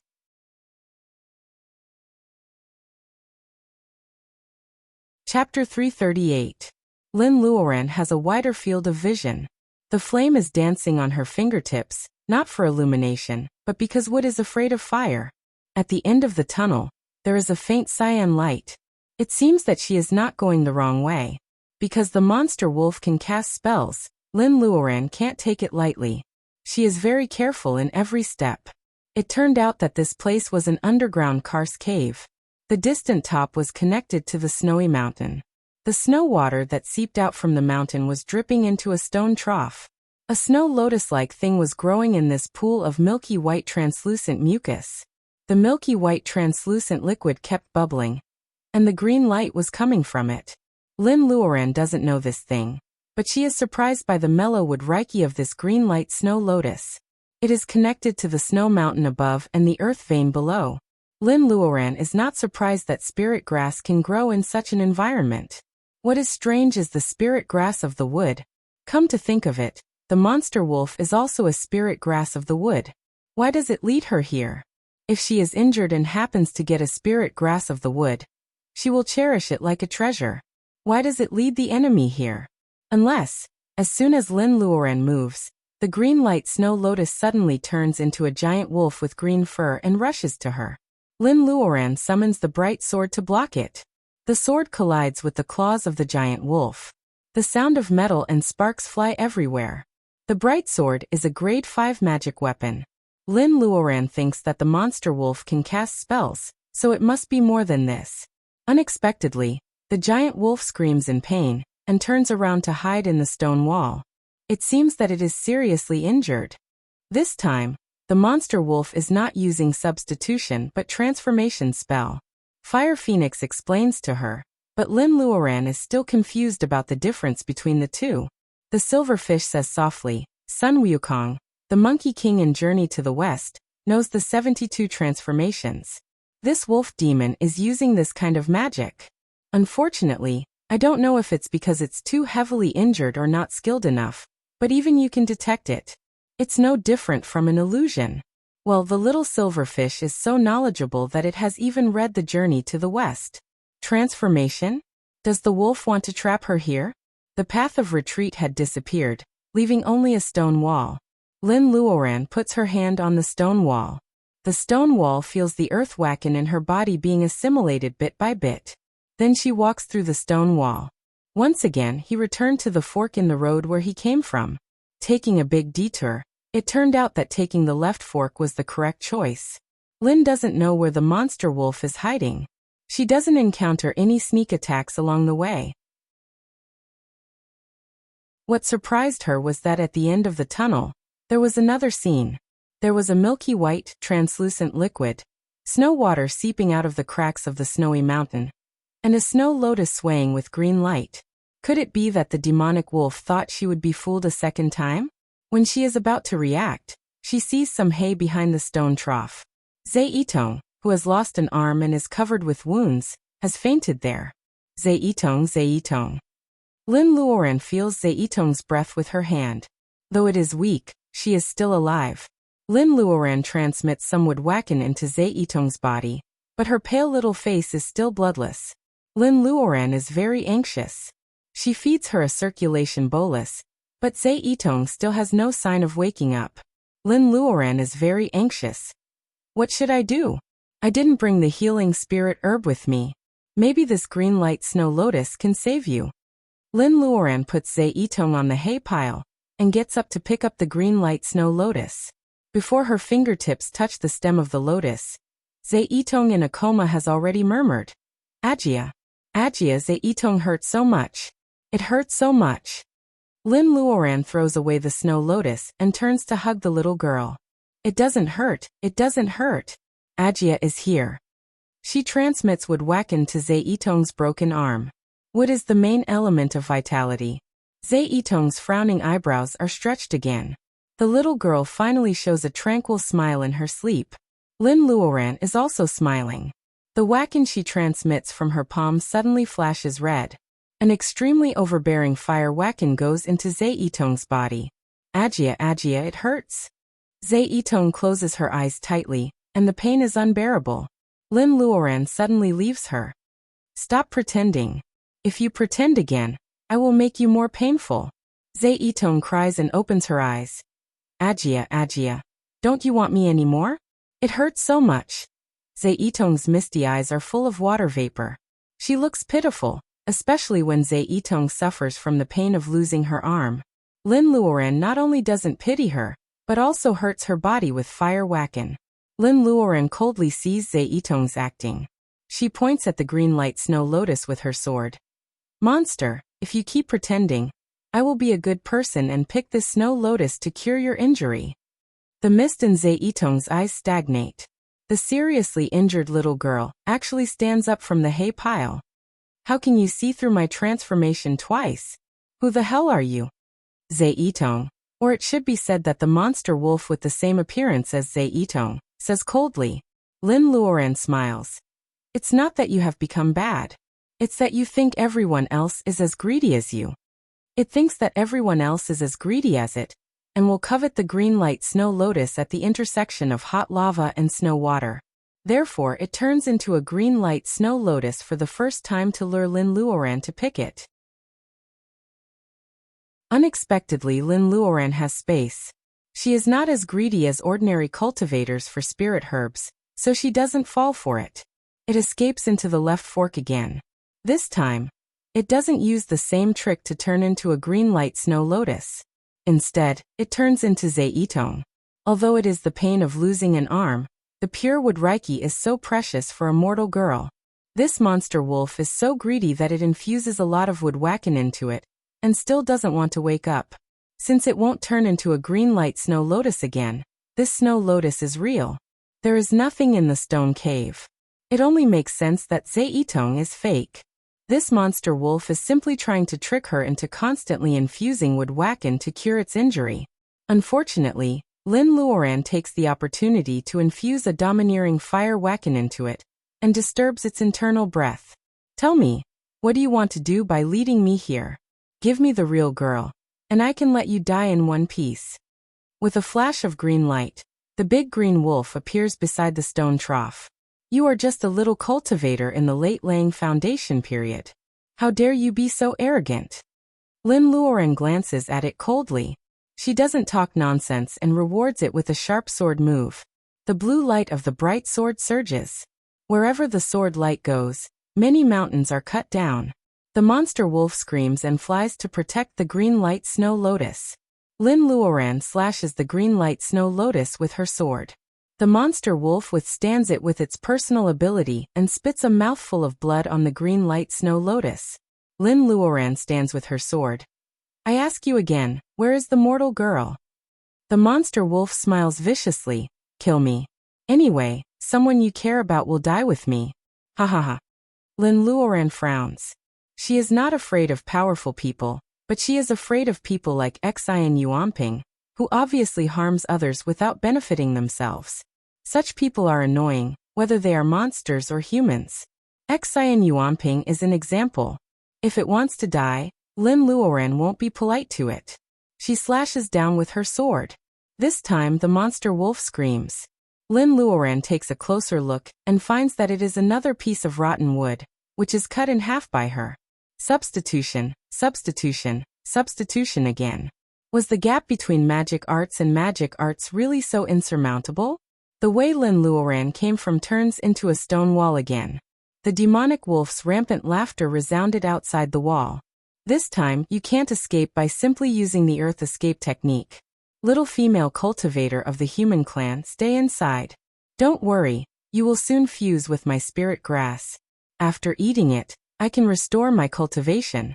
In the end, in this vast world, Where can't I go? The mountain becomes as hard as pig iron. Earth whacking can't melt it. Even the bright sword can only leave a shallow white mark on it. Lin Luoran smiles bitterly. It turns out that the monster wolf is here to make her a medicine fertilizer. The auspicious halo above her head is so big that it can always attract these strange people. For example, Xian Yuanping, the monster Vinyang Lisha, and the monster wolf that shouldn't exist. Did you kill the little girl? The monster wolf is stunned. It doesn't expect that Lin Luoran still has time to ask this question at this time. It changes its mind and says, if you are willing to be a fertilizer, I can let the little girl go. Lin Luoran ignores it and turns into the space. Which one of you knows the wolf demon who's swaggering around outside? The fire phoenix says with a sullen face. Such a lowly monster doesn't even deserve to carry my shoes. Lin Luoran ignores it and looks at the little silver fish. The silver fish lowers its head and thinks for a while. It says timidly, did it step on 7 tufts of white hair on its left paw? Lin Luoran recalls. Its whole body is green. When it waved its left paw, there was indeed white light. Who could count how many tufts of white hair there were? However, the little silver fish never speaks carelessly. Since it says so, there must be a deeper meaning. If there is, do you know it? The little silver fish nods. The young chieftain of the monster wolf race has 7 tufts of white hair on his left paw.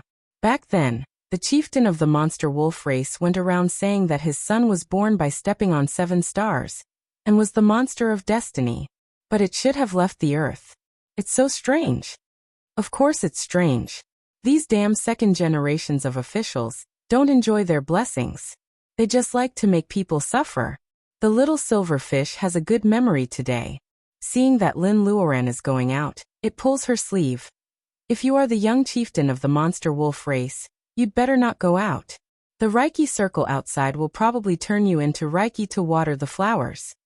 The fire phoenix snorts. In that case, why don't you turn it first?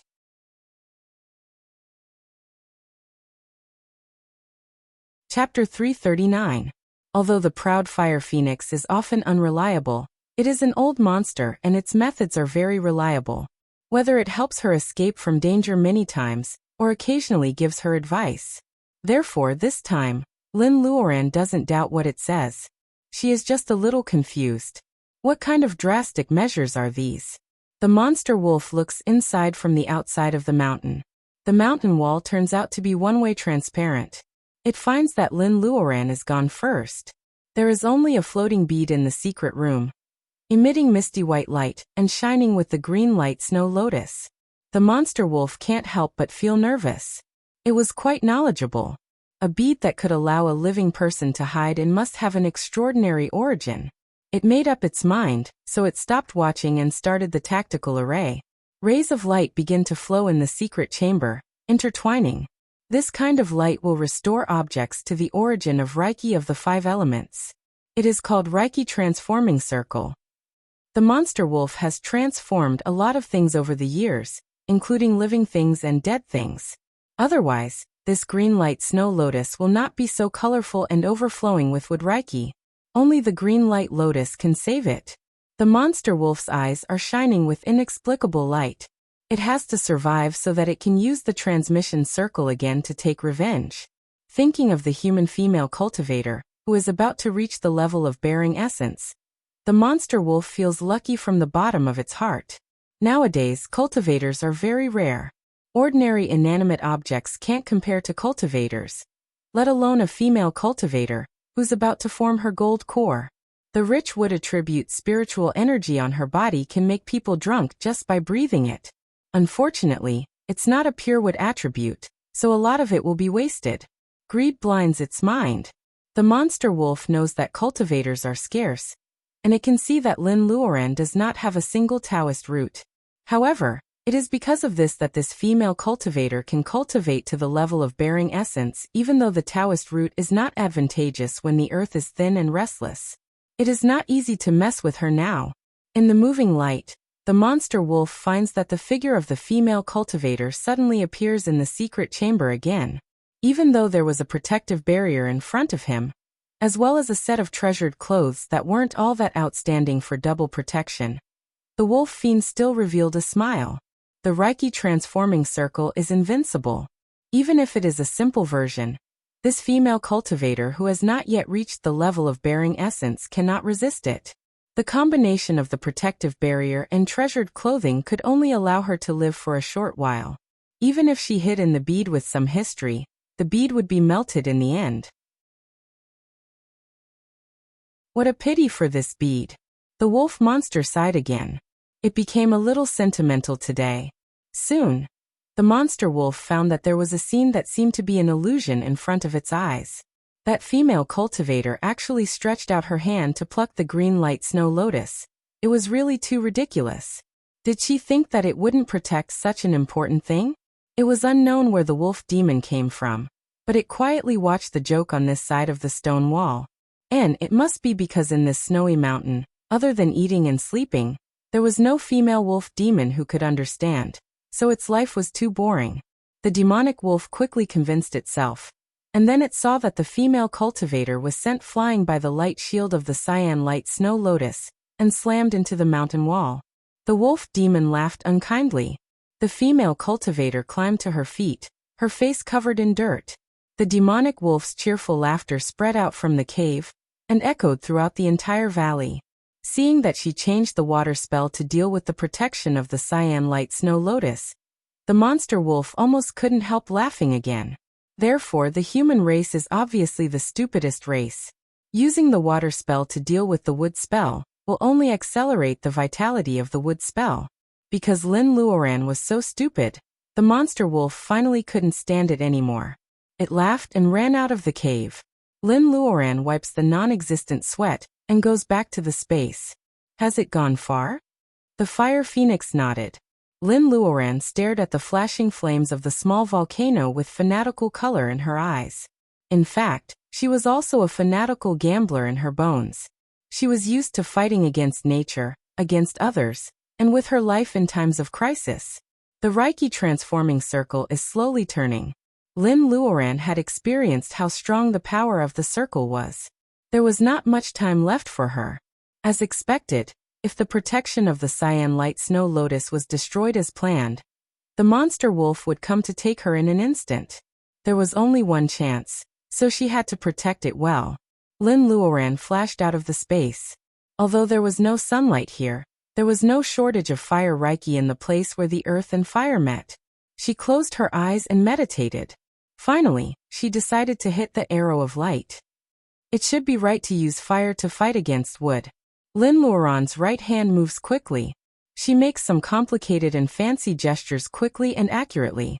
To be honest, except for the time when she first practiced the spells of the 5 elements, the higher her personal ability was, the more skillful she became in casting spells. She rarely paid so much attention to the steps of each gesture, because this moment was too important. The monster wolf jumped out of the cave. Looking at the empty valley, it was not angry at all. Although those grassland wolves were of the same race, compared to the high and mighty demon clan, these fools who had not developed spiritual intelligence did not have much in common with Lord Wolf Demon. It didn't even care whether they could survive if they went out of the valley on a snowy day. Before meeting Lord Wolf Demon Lord, didn't these wolves live like this? In winter, they curled up in the cave to avoid the wind and snow. When they were really hungry, they went out to find food in the wind and snow. Occasionally, they met other animals who also came out to find food, so they could have a full meal. The monster wolf was angry that after so many years of control, these grassland wolves still acted according to their instincts, and didn't listen to commands at all. It scratched a vine on the mountain wall with its claws, and a cave was exposed. Although there were snow-capped mountains above their heads, it was as warm as spring here because of the geothermal heat. There was even an oil lamp made of animal fat burning inside. There was a 2-meter-wide pool in the cave steaming. This was a natural hot spring with a temperature of about 40 degrees Celsius.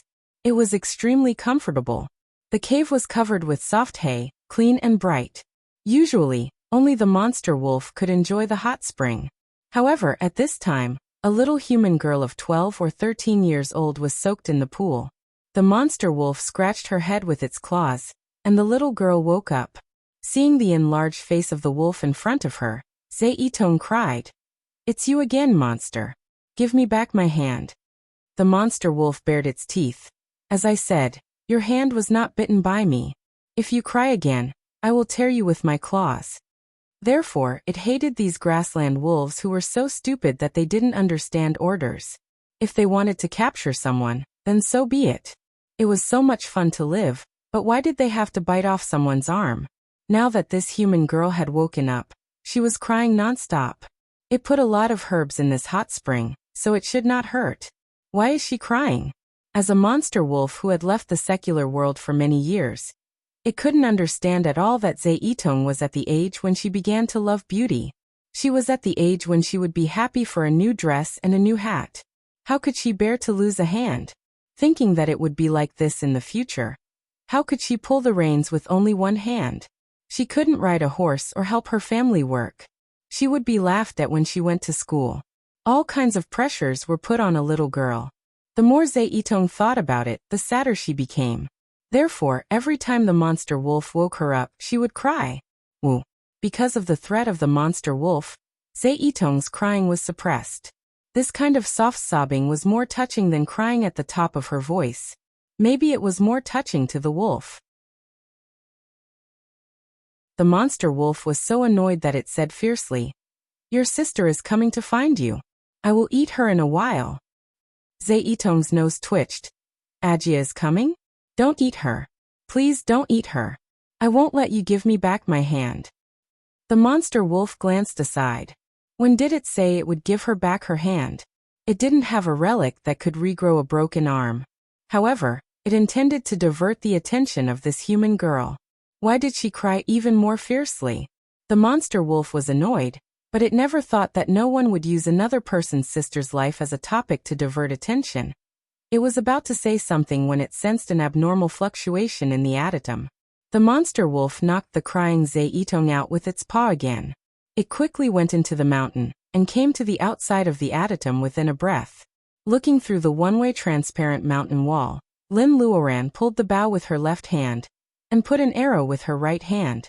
The fiery red arrow was gorgeous, aiming at the green light snow lotus. Damn it, the wolf demon just so happened to know this technique. It had seen with its own eyes that a small human cultivator in the core formation stage used the same move to kill a monster bull. At that time, it still didn't have the ability to transform. In the eyes of the entire demon wolf clan, it was just a small dot. Arrow of light. It remembered that when its father wolf found it in the grass and checked the dead barbaric bull monster, he said these 3 words. The monster wolf didn't expect that it could see this spell in its lifetime. The barbaric bull monster killed all human cultivators who knew this secret spell for revenge. While it was in a daze, Lin Luoran had shot the arrow in her hand. Blocked by the closed mountain and surrounded by magic circles, Lin Luoran's arrow certainly failed to draw down the power of the sun. However, her arrow drew the strange fire in the space. The monster wolf saw the arrow hit on the protective shield of the green light snow lotus with a sizzling sound. It wanted to tear Lin Luoran apart, but it took time for the magic circle to stop. Besides, how could it know if this was a trick of the human female cultivator? It remembered that these human cultivators were cunning, and it had to be prepared. Nothing could happen to the green light snow lotus, and it couldn't let the human female cultivator take over. The monster wolf went into the mountain and appeared in the cave where Zeitong was.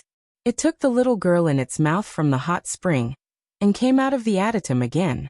There was only a thin layer of the protective shield of the green light snow lotus. The light in the atom stopped wandering. The Reiki transforming circle had been stopped by the monster wolf. It appeared in the atom and put Zeitong under its claws. It could kill her at any time. Little cultivator, stop what you are doing, which offends the dignity of the wolf race. Otherwise I will kill her. Lin Luoran stared at it. She finally confirmed that this monster wolf might have damaged its brain. Otherwise it wouldn't be so childish. The arrow of light is melting the protective shield of the green light snow lotus little by little. 1 inch, half an inch. The shield has been broken. The monster wolf murmurs.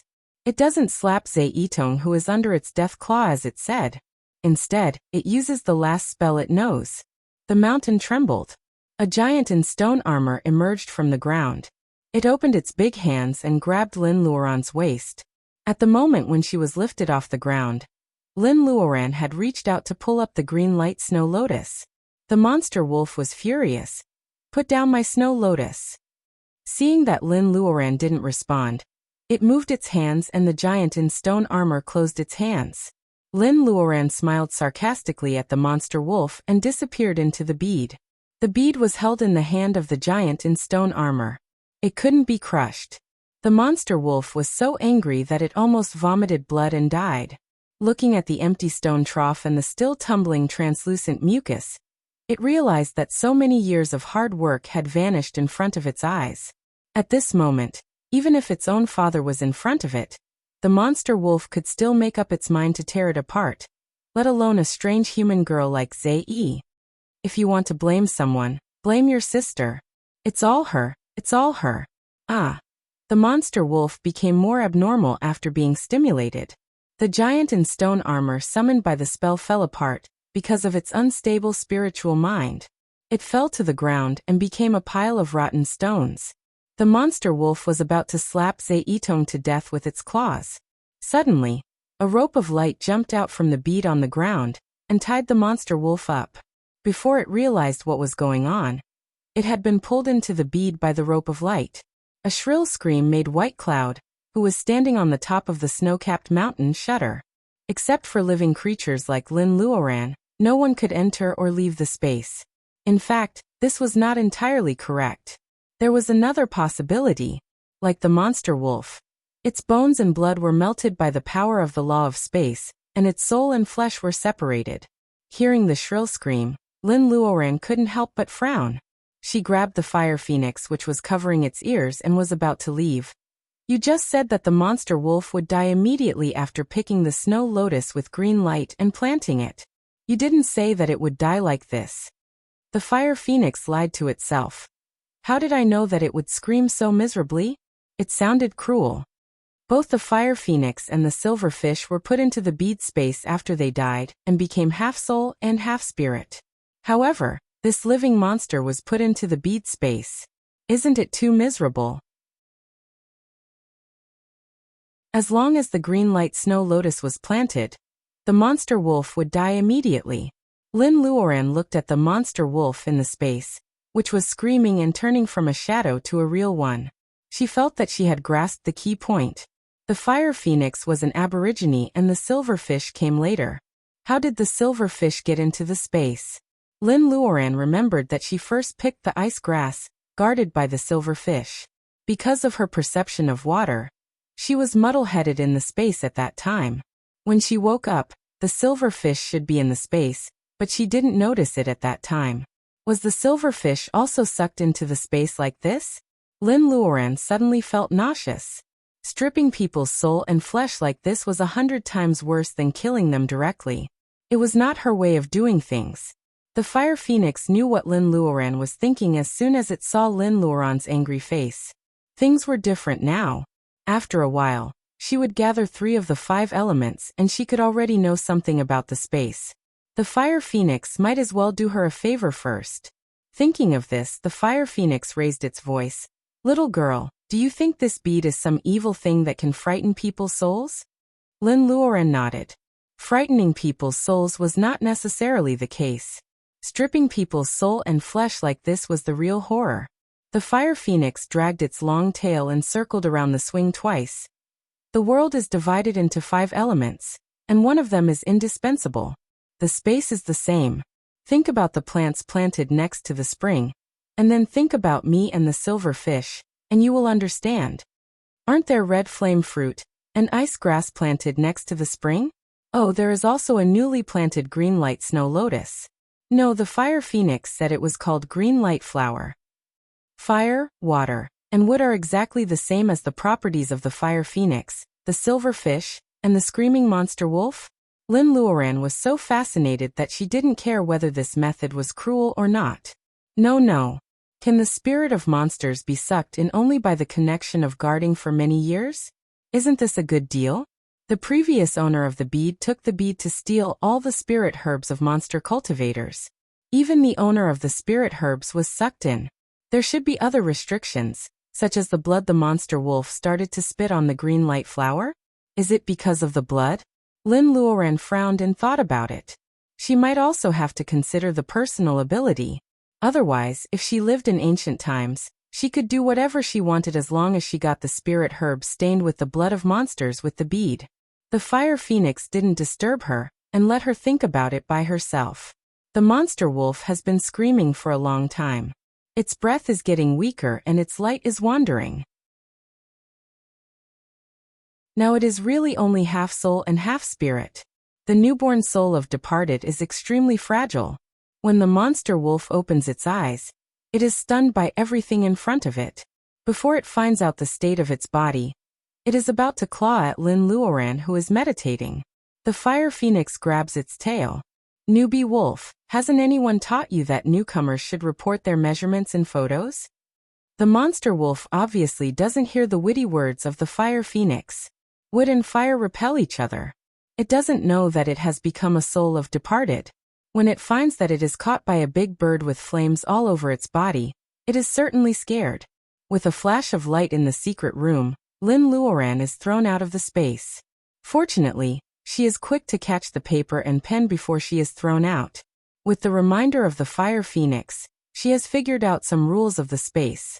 Because of the addition of the monster wolf, the space will change again. She can't stay in the space for the time being, so she has to come out first. Looking at Zhe Yitong, who is still in a coma, Lin Luoran writes on the paper that she has found Zhe Yitong, but can't return to the grassland for the time being. She hopes Dun Zhu and others will not worry about her. Lin Luoran flies to the top of the snow mountain and ties the note around White Cloud's neck. She whispers a few words in White Cloud's ear. White Cloud flies down the mountain with the note and runs to the vast grassland. Lin Luoran cleans up Zhe Yitong's wound and quietly waits for the little girl to wake up. The broken arm can be cured, but the fire phoenix said that her personal ability is not high enough. To refine the spirit medicine, she needs at least the personal ability of bearing essence. Now bearing essence has become the most important problem in front of Lin Luoran. Bearing essence can save Zhe Yitong's lost arm and have the strength to reach the edge of Mount Punglai.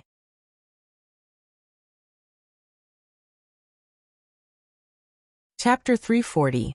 The valley is like spring all year round. Under the double tests of earth, fire, and ice and snow, the wood finds the opportunity to survive in the cracks. Otherwise, there will not be such a spiritual thing as green light flower.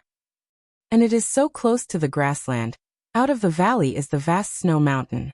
At the foot of the mountain is the Naku grassland, which is in hibernation. Zhe Yitong's current appearance is really not suitable to meet outsiders. Without an arm, if she encounters incomprehensible ridicule, or even a slightly strange look, it will be enough to affect the little girl's future growth. Therefore, Lin Luoran plans to bear essence in this misty valley for half a year. After Zhe Yitong's arm is cured, she will take her home. Ajia, are we going to live here for a long time? Zhe Yitong follows Lin Luoran, watching her busy going in and out of the cave with a bunch of delicious grapes in her hand. After being woken up by Lin Luoran, and Lin Luoran promises to return her arm, the little girl's endurance is still very strong. Besides, Zhe Yitong has seen a talking wolf with her own eyes. She has seen Lin Luoran can take out different delicious things out of thin air every day like magic. The little girl also has a lot of confidence about Lin Luoran regrowing her arm. Lin Luoran flattens the exit of the cave and makes it bigger. This natural cave with a hot spring pool will be Zhe Yitong's bedroom in the next 6 months. She is a human girl who walks upright. Compared with the wood wolf, which can go through walls, the exit of the cave is too small. You are wrong. Most of the time, you will live here alone. Zhe Yitong, do you have the courage? Lin Luoran weaves soft grass into a straw mat. It is cool and soft to step on it barefoot. She also hunts 2 wolf skins. Zhe Yitong will occasionally go out of the valley to play, and she will not be afraid of the cold. Zhe Yitong raises her little face high. Of course I am not afraid. I am the daughter of the grassland. Lin Luoran smiles and encourages her. Zhe Yitong suddenly changes the topic. She is a little depressed. But if Ajia is not here, I will be alone in the valley. It will be very boring. Thinking of this, the delicious grapes become tasteless. Lin Luoran smiles and takes her to the cave where Green Light Peanut is. Who says I am not in the valley? Ajia is only separated from you by a mountain wall. We can't meet often just to find a way to cure your arm. Do you understand? Also, when you're bored, you can ride White Cloud to play near the snowy mountains. White Cloud was in the valley. Not only White Cloud, but all the wild horses were there. The valley had a radius of nearly 10 miles, and it was not a problem for it to accommodate hundreds of wild horses. There was also plenty of grass and leaves in the winter, and the wild horses had already regarded this valley as their paradise. Of course, the grassland wolf doesn't dare to come back. Lin Luoran's deterrence shrouds the valley as long as she is here. She is not a bloodthirsty person. Herbivores such as wild horses and hares can't sense her hostility at all. Only the cunning and fierce carnivores like the grassland wolf are afraid of the valley. Of course, Lin Luoran can't do closed-door meditation with this alone. She spends a day making a jade plate for Zhe Yitong. It is a defensive magic circle learned from the crazy Taoist. Although it is not as good as the one made for Jiang Mingyue by the crazy Taoist, in this snowy mountains, the powerful attacks that Zhe Yitong can encounter should not be able to break the defense of the jade plate and hurt her. Lin Luoran hangs the jade plate around Zhe Yitong's neck and builds an ice storage pond in the cave. She uses the water spell to strengthen it. As long as she strengthens it every month, the ice inside will not melt and the stored fresh fruits, vegetables, and meat will not go bad. This is to prevent Lin Luoran from forgetting the passage of time when she is in closed-door meditation. This way, Zhe Yitong will not starve to death. Of course, Lin Luoran also piled up a lot of rice and flour in her space. These staple foods don't need to be stored in the cellar. As long as they are not damp, they can be kept for a long time. Another thing is that Zhe Yitong is not a cultivator. She can't enjoy the convenience of releasing Fireball spell. That means she has to prepare firewood in addition to food. There are also a lot of wild yaks in the valley. The problem of dried cow dung is solved. If Zhe Yitong does it herself, firewood will not be a problem. Having said that, Lin Luoran still makes a place for piling up some hay. Her way of collecting firewood is direct and violent. With a roll of wind, the dead branches and hay on the ground run over obediently. Zhe Yitong sees this scene. The little girl is curious and wants to know. Lin Luoran knows that Zhe Yitong wants to learn, but Zhe Yitong has no Taoist root like her mother. Ajia, I can take care of myself. Don't worry. Zhe Yitong has been soaking in the hot spring and eating various fruits and vegetables produced in her space all day long. There is no wind and sand in the valley. The valley is locked in thick fog, and there is no strong sunlight. Zhe Yitong's cheeks have gradually become white in this half a month, which makes her eyes look more lively. She is making a promise to Lin Luoran at this moment. Because today, Lin Luoran will officially do closed-door meditation to bear essence. Lin Luoran thinks for a while, and tells Zhe Yitong that she can ask White Cloud to bring news to Dunju regularly, so that she and Nana will not be so worried. Zhe Yitong's eyes are shining when she hears this. Can I go back to see them? Lin Luoran thinks about it seriously, and then asks her, are you willing to leave your current life and move to a place where no one knows you and stop grazing? Zhe Yitong shakes her head. She grew up on the grassland. Even if she is willing, Dunju and Nana will not. That's it. Think about it. Now that you go back, everyone will find that you have lost an arm, and it will grow back after a while. You, Dunju, and Nana will not be able to live a peaceful life now. Zhe Yitong seems to understand a little, but she no longer insists on going back to see Dunju. Lin Luoran breathes a sigh of relief. She can finally start her closed-door meditation without worry. Lin Luoran has no time to deal with the wood wolf who is forced into her space. It is said that it is still being trained by Fire Phoenix. What worries Lin Luoran is that the wacken in her body is getting thicker and thicker, but there is no sign of bearing essence. Without the experience of predecessors, it is really difficult. In fact, what worries her more is that there are 3 rotating nebulas in her pubic region. Is bearing essence also 3 golden elixirs? Besides, The green light flower and wood wolf entering her space reminds Lin Luoran of the previous 2 times when Reiki in her body changed. For the first time, she secretly learned the fireball spell on the rooftop of Commander Qin's villa. She integrated her spiritual mind into the fire Reiki molecules. Then, a vein of fire Reiki was naturally separated from her body. For the second time, she drifted along the coast and trekked on icebergs. She happened to get the ice grass and draw the water Reiki on the iceland. Then she advanced to the completion of training Qi. Moreover, the chaos Reiki in her body was separated from the water Reiki. For the first time, she could feel the fire Reiki smoothly because the flame fruit had been planted and the fire phoenix had existed. The second time, the water Reiki was separated because of the ice grass and silver fish. The third time, the green light flower and the wood wolf. Has the chaos Reiki in her body been complementary to the space? Yes, it must be so. This explains why the sacred pearl space can directly transmit Reiki to her, and the improvement of her personal ability will bring about the expansion of the area of the space. It turns out that she and the mysterious space handed down by her ancestors have become an inseparable whole. When the blood is integrated, she still thinks that she is just a manager. But she doesn't know that on the path of personal ability enhancement, the relationship between her and the space has been inseparable. Lin Luoran doesn't know whether the space will have any problems without her. However, if the space is separated from her, Lin Luoran has an intuition that she will lose more than a cheating device. Will she get nothing or be obliterated directly?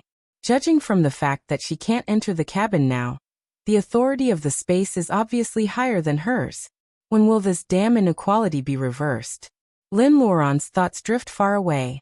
If she wants to bear essence, she may have to divide the wood Reiki first.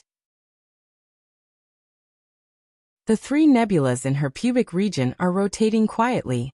Lin Luoran doesn't restrict her spiritual mind, letting it drift.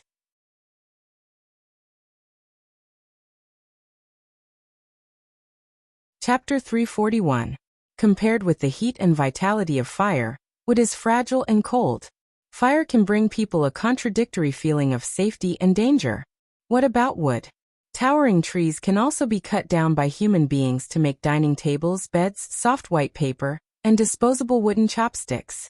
Human beings can't completely master fire, so they use it but also fear it. What about trees? Trees don't fight back, so humans can only use plants and have no fear. Lin Luoran's thoughts wander. She thinks of spirit herbs with wonderful effects and all kinds of Chinese herbal medicines, including poisonous ones and life-saving ones. Nature is really a wonderful creator. Compared to the quick-witted and gentle water, wood was stiff and stiff. Floods can also kill most animals, including human beings. However, the growth of food and energy can't be separated from water. Gentle water is also useful to human beings, but it always reminds them that it is not weak and easy to bully. But what about wood? Is wood really easy to bully? Lin Luoran can't help but think of water hyacinth, commonly known as water hyacinth. This kind of water hyacinth is native to the Amazon River in South America. It blooms beautiful purple flowers in summer. Although it can purify the water and be used as pig feed, it can occupy the water in a short time because of its horrible reproduction ability. It can block the channel and rob the sunlight and oxygen that plankton and fish need, causing a fault in the food chain. This is not the fault of water hyacinth. It just wants to live. It wanted to grow, so it could tolerate humans putting it in heavily polluted waters. Pesticide residues and heavy metal pollution were all absorbed into its body. In summer, it still bloomed beautiful purple flowers. Who would have thought that among the green water hyacinth floating in the lake, among the dazzling purple flowers, its body was full of toxins? Why does it live so tenaciously? To live. The nature of wood is vitality and tolerance. The green pasture will put seeds into the stomachs of animals when they are nibbled, and then excreted with feces. In the next year's rain, the seeds will break out of the soil and germinate like wildfire on the land. Then they will reincarnate like their ancestors. Berries and plants pecked by birds will even stick their seeds on the feathers of birds and hide in the soil carried by their claws. They will fly over lakes and mountains and spread the seeds to distant places.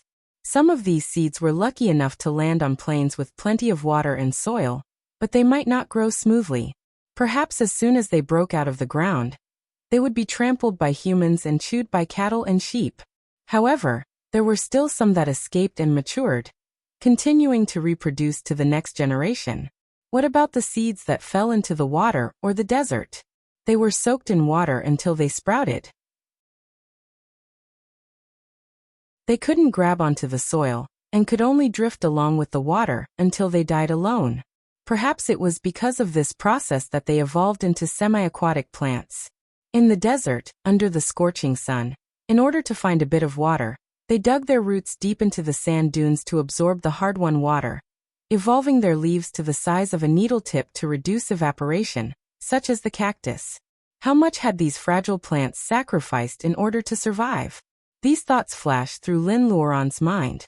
She feels that she is floating in the water with the seeds of grass, struggling in the desert, and experiencing different lives. A blade of grass could be very humble, but it could also be very great. For humans, it can be trampled by 1 foot. For ants, the grass is also a towering tree. Lin Luoran's spiritual mind attaches to a blade of grass in the valley. As time goes by, she gradually forgets her identity as if she was born to be a blade of grass. Most of the time when she was a blade of grass, she felt happy. At this time, she would stretch herself against the wind, communicate with the wildflowers, and look down at the insects and ants crawling under her roots. When it rained, the leaves would be washed by the rain. The sweet water vapor of the snow mountain made her feel that all the pores on her body were opened. There were also times when it didn't rain for a long time. The valley was so hot that people wanted to sleep. Suddenly one day, a black hoof stepped on her. Lin Luoran was frightened. However, because the roots were firmly rooted in the soil, she couldn't escape. At this moment, she forgot that she was actually a cultivator who was about to bear essence. Facing such a sudden hoof, she shouldn't be afraid. She couldn't escape, so she was stepped on. 2 leaves on her body were broken, and she couldn't straighten up. For a moment, Lin Luoran even complains about the injustice of God. Why did she have to be born into such a weak existence?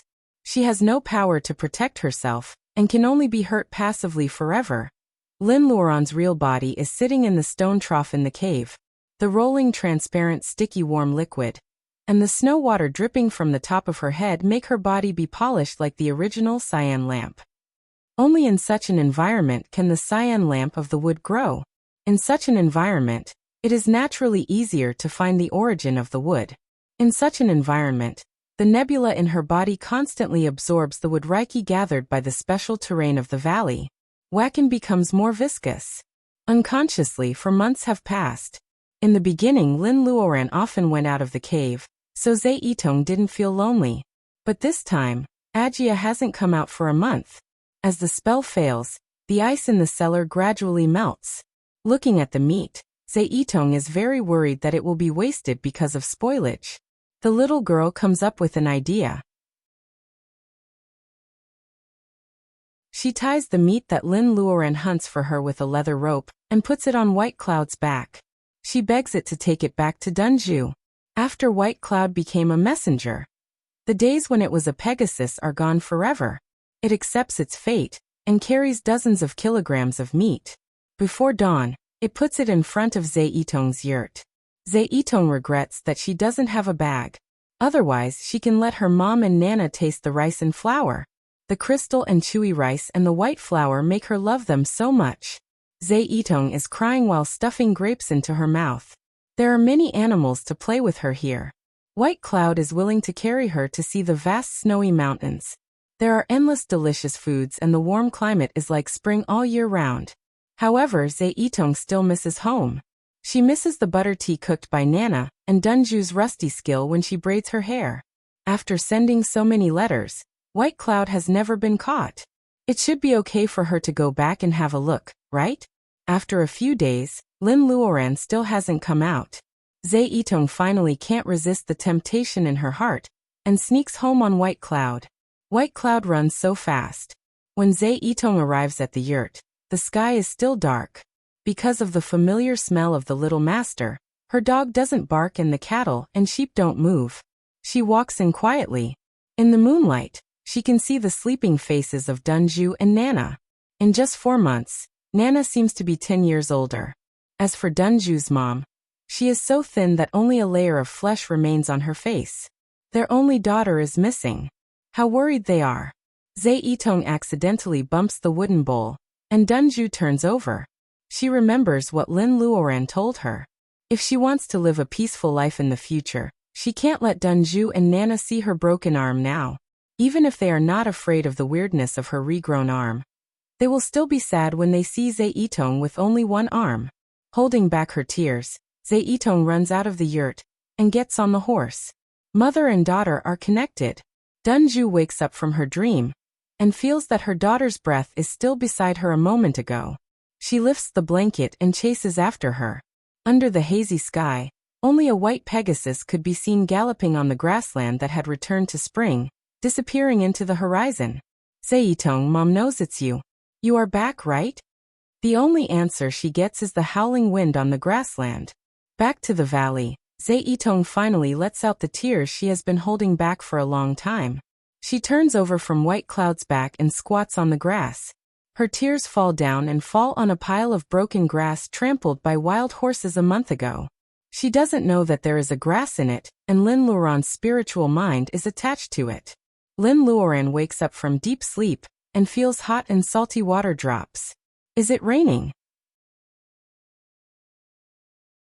No, it is the sad tears of the little girl. She is moved by such sadness and feels pity for the little girl. She forgets that she is a grass and wants to comfort the crying little girl. However, she is not only a grass but also broken by weeds. All she can do is twist her leaves with the wind, which is very funny. Looking at the broken grass dancing weird dance in front of her, Zhe Yitong smiles through her tears.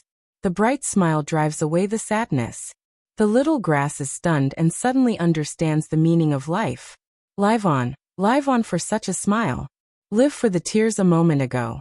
Live for this beautiful world. Live for the more beautiful scenery outside the valley. Live for this beautiful world and the more beautiful scenery outside the valley. I'm just a lowly blade of grass, but I also have pain, sorrow, compassion, and happiness. This is the essence of life.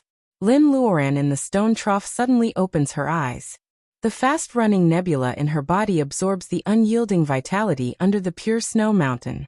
At the moment when she opens her eyes, the chaotic nebula is divided into a green nebula. The wood has been separated. For nebulas are still running at high speed. Wood Reiki are constantly absorbed by her and transformed into Wakan. Red fire, blue water, white Wakan of chaos, and the newly born green wood. The four colors interweave into brilliant colors. They are getting smaller and smaller. Are they compressing? In the pubic region of the ocean of Reiki, for rotating nebulas represent different properties. Lin Luoran knows that this moment is extremely dangerous. If she passes it, she will become a bearing essence cultivator and take another step forward on the long road of personal ability enhancement. If she fails, her personal ability will be ruined and she will die. Even the trampled grass can usher in vitality, let alone herself. Lin Luoran smiles slightly. The nebula in the pubic region seems to sense her thoughts. After shrinking, it rotates at a faster speed. Are they condensing into golden elixir? She doesn't lack Reiki or state of mind. What she can do at the moment is to wait for the completion of the bearing essence step.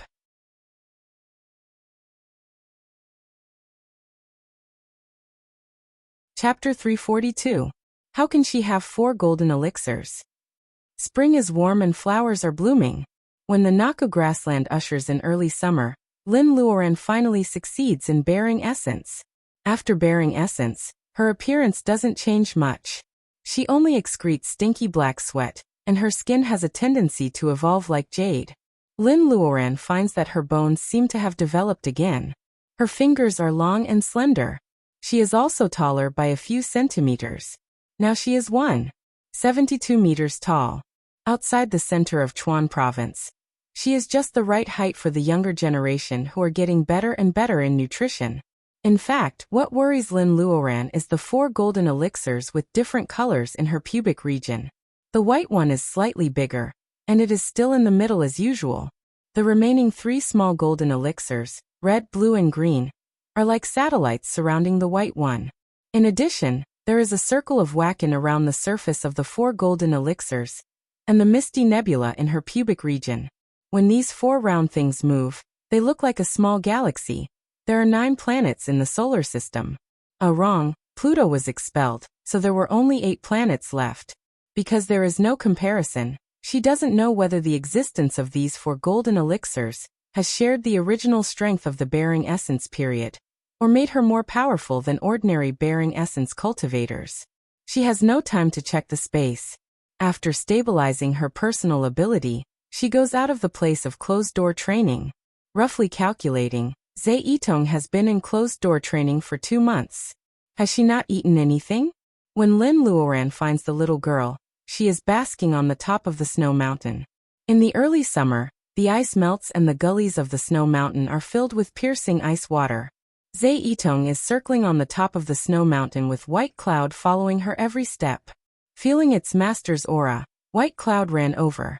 It was obviously acting cute because its appearance was too good, and its movements were natural and untainted. Ajia, I miss you so much.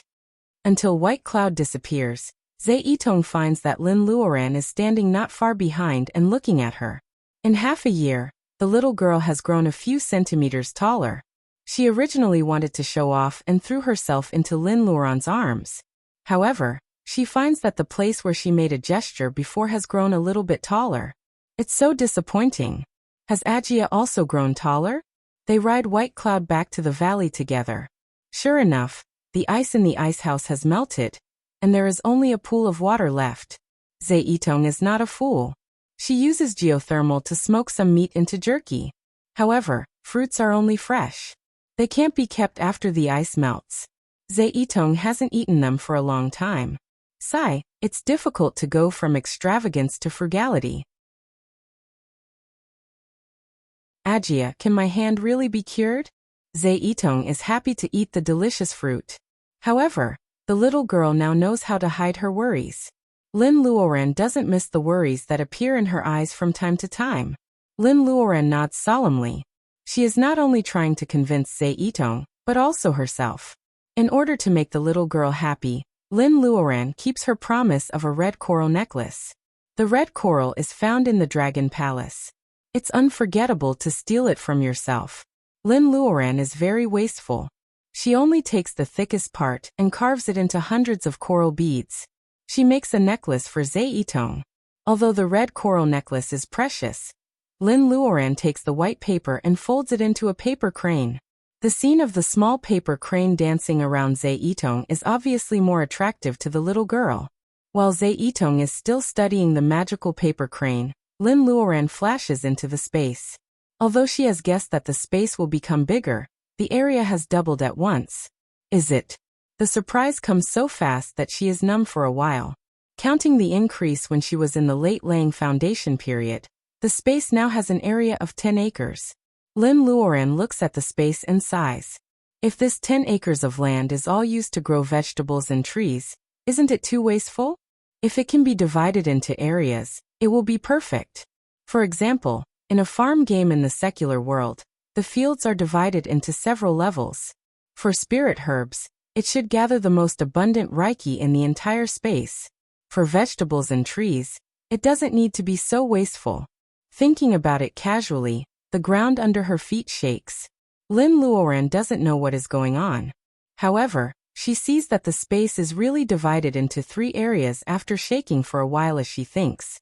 The 2 acres of land next to the spring becomes red land. Most of the reiki of the spring seems to be locked in this area. Spirit herbs are all moved to the red land. The place where Chinese herbs are planted becomes 2 acres of black land. The rest of the vegetables, fruits and trees are moved to 6 acres of yellow land. Was it because of her idea that the red, black, and yellow soil with different fertility were created? Lin Luoran thinks again.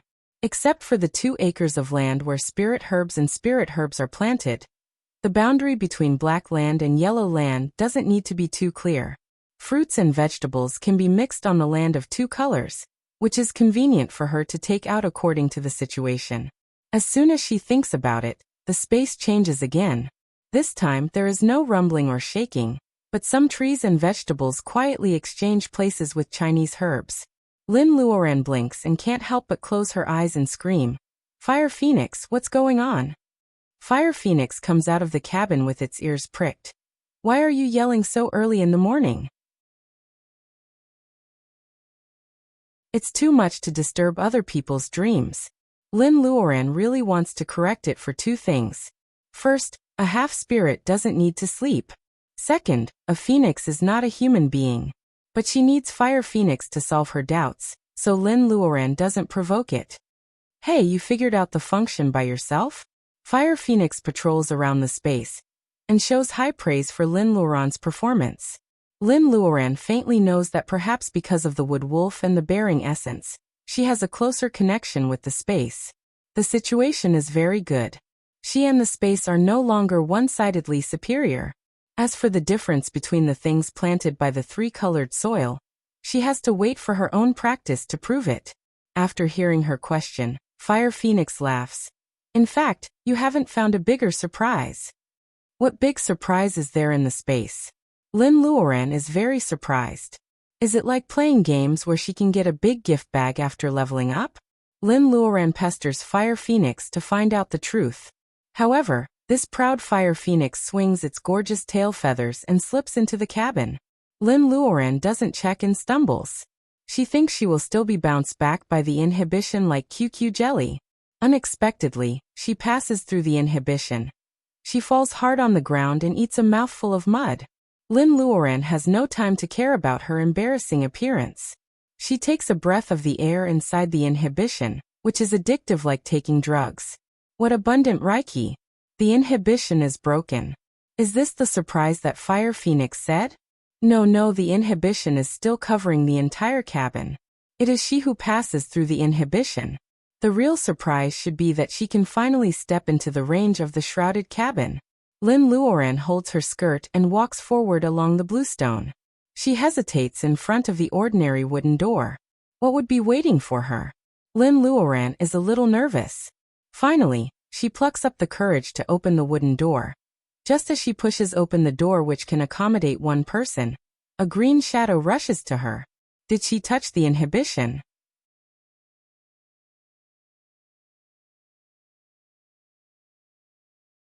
Chapter 343. The green shadow rushing over is actually the unwilling wood wolf. Of course, it has no chance to hurt Lin Luoran. As soon as its head comes out, it is slapped to the ground by the Fire Phoenix. This monster wolf has been living a miserable life both before and after death. As a wolf that can cast spells, it can't defeat Lin Luoran in life, and it can't defeat the Fire Phoenix in death. Its life is far more tragic than the tea table. Seeing that the wood wolf is under control, Lin Luoran ignores it. The inside of this cabin is much larger than it looks. From where Lin Luoran stands, she can see a large living room. There are many closed wooden doors in the antique wooden building, which looks like the structure of an ancient inn. Lin Luoran sees the little silver fish pushing the door out of a room on the first floor. She is full of curiosity about everything and observes carefully. There are 5 rooms on the first floor, and a circle on the second floor. The little silverfish says that they all live on the first floor. Lin Luoran wants to see their rooms, but the little silverfish refuses. Your room is the first room on the second floor. Go up by yourself. The first room on the second floor. Seeing the encouragement in the eyes of the silverfish, Lin Luoran walks up to the second floor. The wooden building has existed for many years. The creaking sound makes Lin Luoran suspect that these stairs will break down at any time. Lin Luoran feels that today is like guessing riddles. She enters the inhibition and enters the cabin. There is her own room in the cabin. What about the room? What will be waiting for her? Lin Luoran takes a breath and pushes open the door of the room on the second floor. A gust of wind blows over. Lin Luoran gives a big supercilious look. It's not creative at all. However, looking around, she sees that the Fire Phoenix, the silver fish, and the wood wolf are all on the first floor. How does the wind come out from the door? Lin Luoran's heart tightens. The wooden door is suddenly opened from the inside by something. Before the person appears, a little girl is giggling. Is she not the only human being in the space? Lin Luoran can't help but take 2 steps back. Because she is too shocked, She misses the nostalgia in the eyes of the fire phoenix. How many years has it been since she heard her voice again? The wooden door is pulled open. In Lin's vigilance, she sees a little girl who is about 7 or 8 years old running out. Her hair is combed into a bun. "Oh, you are here." She raises her head. Different from Lin Luoran's alert eyes, her tone is rare intimacy. "Oh, you're here." Lin Luoran doesn't know where this intimate feeling comes from. However, looking at the girl's pure eyes, Lin Luoran feels close to her unconsciously. She was sure that this was the first time she had seen this little girl. Where did this strange sense of familiarity come from? The little girl doesn't go downstairs. She doesn't even look at the 3 souls downstairs. She reaches out her little hand, grabs Lin Luoran, and drags her out of the door. The ordinary wooden door separated the room from the outside into 2 different worlds. There is a trace of sadness in the cold eyes of Fire Phoenix. Wood Wolf is reckless and still provokes it. Fire Phoenix fiercely clawed it with her claws. Its newly condensed soul of departed is almost smashed. It doesn't dare to act rashly for a while. Well, is this space fun? The little girl sits on the bed, holding her chin and looking at Lin Luoran. Lin Luoran is in a daze. She thought there was something in the room, but it turns out to be almost the same as her room in Lin's house. No, this is closer to the room she once fantasized about when she was young. Through the large floor-to-ceiling glass, she can see the fields of the space, the gauze-like curtains, the soft and comfortable bed, the warm and simple wallpaper, the wardrobe, the dressing table, and a new laptop on the desk. Hey, is this a combination of ancient and modern? Lin Luoran is in a daze for a long time before she realizes what the little girl asked. Is the space fun? It turns out that the space is for playing. Lin Luoran smiles bitterly. She really doesn't know who she is. Such a space is just a plaything in the eyes of this little girl. Well, it's fun. If it has to be a plaything, this is much more fun than growing vegetables in the real world. Lin Luoran is just telling the truth. The little girl changes the posture of holding her chin again. I'm relieved that it's fun. I didn't leave the space to you in vain. By the way, what's your name? Lin Luoran sits up straight. Is this little girl in front of her really the original owner of the space? Lin Luoran, Lin with 2 woods, Luo as in Luoshui, Ran as in Ran. The little girl dips her finger in tea and gestures on the desk. Is this how it is written? Lin Luoran looks at the desk and blushes. She thinks she has learned enough words, but she still can't recognize the 3 characters written by the little girl. However, she never knows that someone can write the 3 characters Lin Luoran in such an elegant way. Lin Luoran thinks for a while, and also dips her finger in tea like the little girl. She writes with all the characters she knows. The little girl has been staring at her with a smile, and asks many questions from time to time. Lin Luoran changes all the characters she knows. It seems that there are still no characters that the little girl knew. Lin Luoran is a little disappointed. The little girl comforts her. When I learned to write, he said I didn't want to learn other characters. It's none of your business. The little girl looks like 7 or 8 years old and speaks very cute. However, her state of mind is much more mature than Lin Luoran. She soon diverts Lin Luoran's attention. The 2 talk for half an hour. The fire phoenix on the first floor is restless. It wants to go upstairs several times, but it forcibly holds back. Upstairs, Lin Luoran originally wanted to ask about the secret of the space, but she completely forgets the original intention. The topic of the conversation has been led by the little girl. We have talked for so long. Did I forget to tell you my name? He always said that I have a bad memory, and he is right. The little girl's eyes become crescents. My name is Momo. Don't forget it. Lin Luoran subconsciously nods. Momo pats her head. I forget the business when I talk. This bead space is very interesting. If you have any questions in the future, you can ask Little Red. Who is Little Red? Lin Luoran has a faint sense of foreboding. Momo opens her eyes wide. Don't you know Little Red? Its tail is very beautiful, and it can also breathe fire. It is very docile. Lin Luoran is almost choked. Is the little girl talking about the fire phoenix downstairs? The tail is very beautiful. Of course, the fire phoenix can breathe fire. Docile? How is it docile? Haha, it turns out that its name is Little Red. Hilarious. Momo suddenly takes Lin Luoran's hand and looks her up and down. You are more beautiful than I used to be.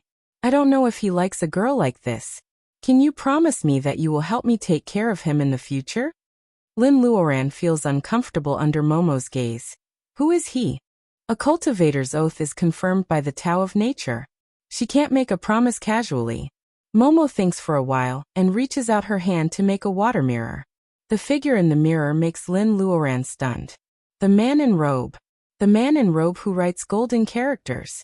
Feeling the temperature of Momo's palm dropping, Lin Luoran wakes up from the shock. Momo sees that Lin Luoran lowers her head and says nothing. Momo smiles. Is it too much to ask? It doesn't matter. Just forget what I said. Lin Luoran frowns. Your hand is so cold. Momo pulls out her hand and nods with an indifferent smile. Yes, because I am going back. Going back? Where to go? As if to prove what she said. In Lin Luoran's inquiring eyes, the little girl's body, which is no different from a real person, gradually becomes transparent. Momo! Lin Luoran reaches out her hand to catch her, but Momo floats in the air. I have been waiting for many years to see you. Don't worry. I am just sleepy. I am going back to sleep. Momo is still smiling, but tears are coming out of her eyes. The tears turn into a crystal teardrop and Momo throws it into Lin Luoran's hand. Lin Luoran looks at the little girl's tears and feels the same way. She also tears. Her tears mix with the teardrop. The two merge and shine like crystals. Lin Luoran. It is a better name than Momo. Does he like such a name? The little girl murmurs. She turns into a breeze and completely disappears in the room. Lin Luoran is left alone. She feels like she is still in a dream. Lin Luoran rushes downstairs. Who is Momo? Why do I cry when she cries? Why do I feel happy when she smiles? Fire Phoenix curls its lips unnaturally. Because you are stupid. Lin Luoran is furious. Fire Phoenix rolls its eyes. Did she give you something? Lin Luoran opens her palm and reveals the teardrop of the two of them. Wood Wolf shows a covetous expression. It wants to snatch it regardless of the strength of Fire Phoenix.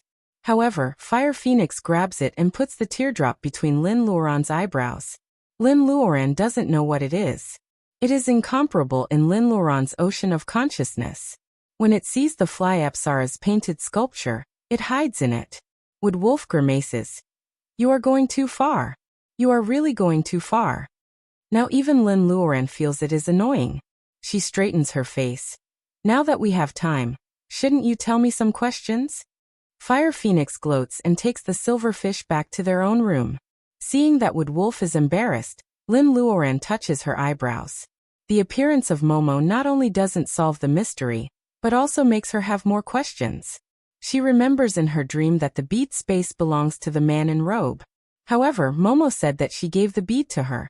Can it be understood that the bead originally belonged to the man in robe, but he gave it to Momo and finally fell into her hands? Not only that, the little girl also gave her a teardrop that she doesn't know what it is for. If the bai she saw just now was just in existence like a remnant, then where were the real man in robe and bai now? Lin Luoran walks out of the wooden house and suddenly pats her head. The appearance of Momo disrupts her plan. She originally came to ask Fire Phoenix about regrowing her broken arm. Ready. Ready, come out.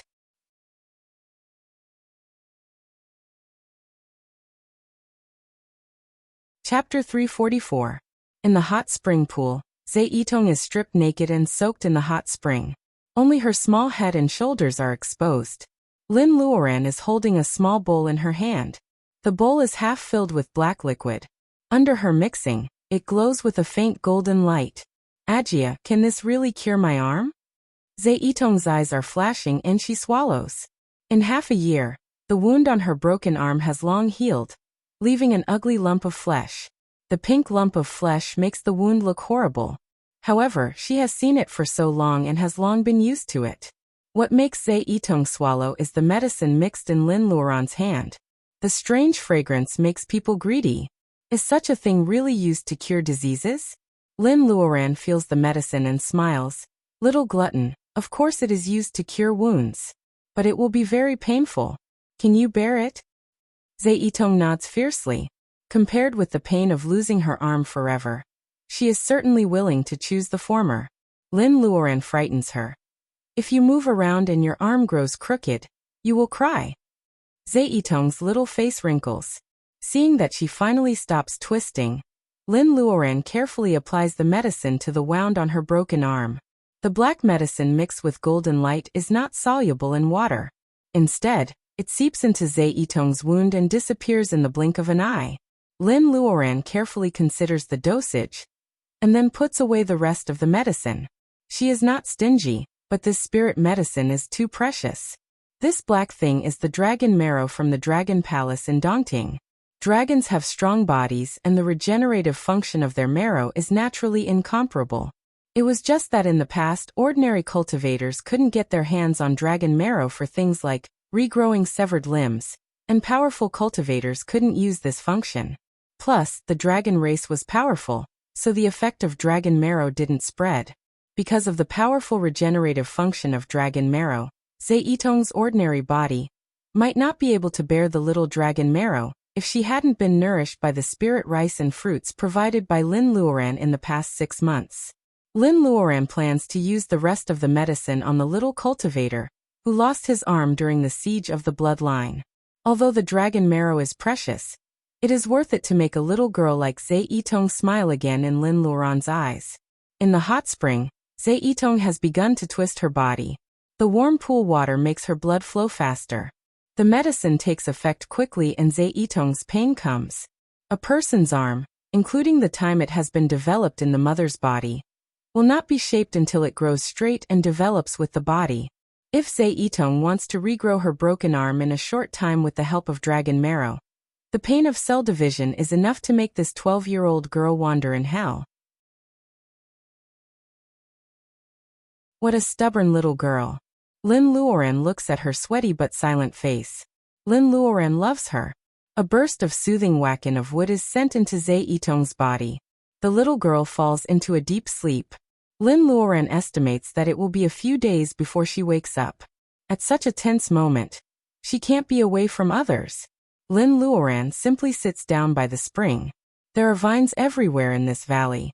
Lin Luoran is so bored that she extracts all the fibers of the wood. Such materials can't be calcined by strange fire if they are used to refine weapons. But now, she can try the bolus fire. A small flame appears in Lin Luoran's palm. The 4 colors are intertwined, which is really beautiful.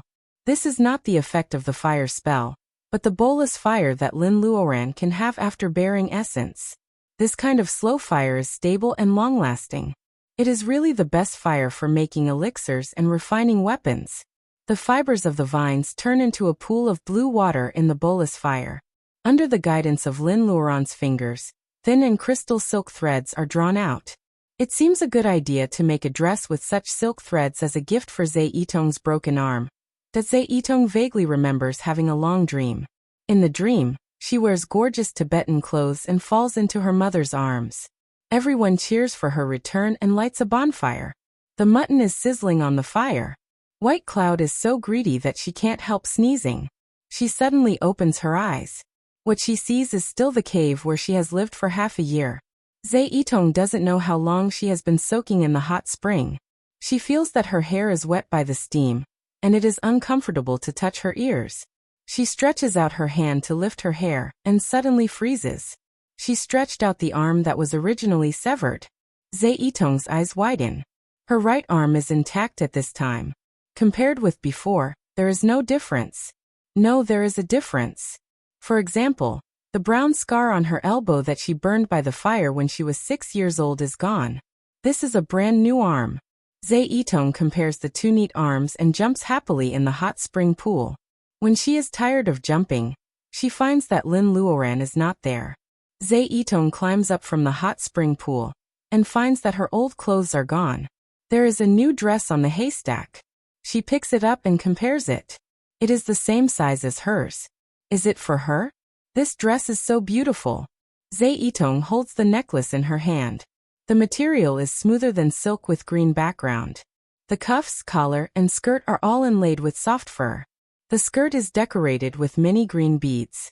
Zhe Yitong doesn't know that these beads are all carved with jade, but she knows the pearls. Looking at the colorful bead necklace, Zhe Yitong's mouth is so wide that she can swallow an egg. Mom always says she's sorry for not having money to make the best Tibetan dress for her. If Mom Dunju sees this dress, she will be crazy with joy, right? Zhe Yitong carefully puts on the dress. Well, it's a little thin. What a pity. I'm afraid that I can't wear it when I get out of the valley. The little girl worries about gains and losses. She goes out of the cave and sees Lin Luoran standing in front of White Cloud, looking at her with a smile. Ajia.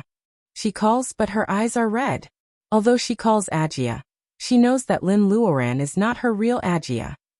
After recovering her memory, Lin Luoran is powerful and omnipotent. She is like a holy fairy on the snow mountain. How can ordinary herdsmen like them get close to her? But why is Ajia still so good to her? She treats her hand, makes a coral necklace for her, and makes a beautiful Tibetan dress for her.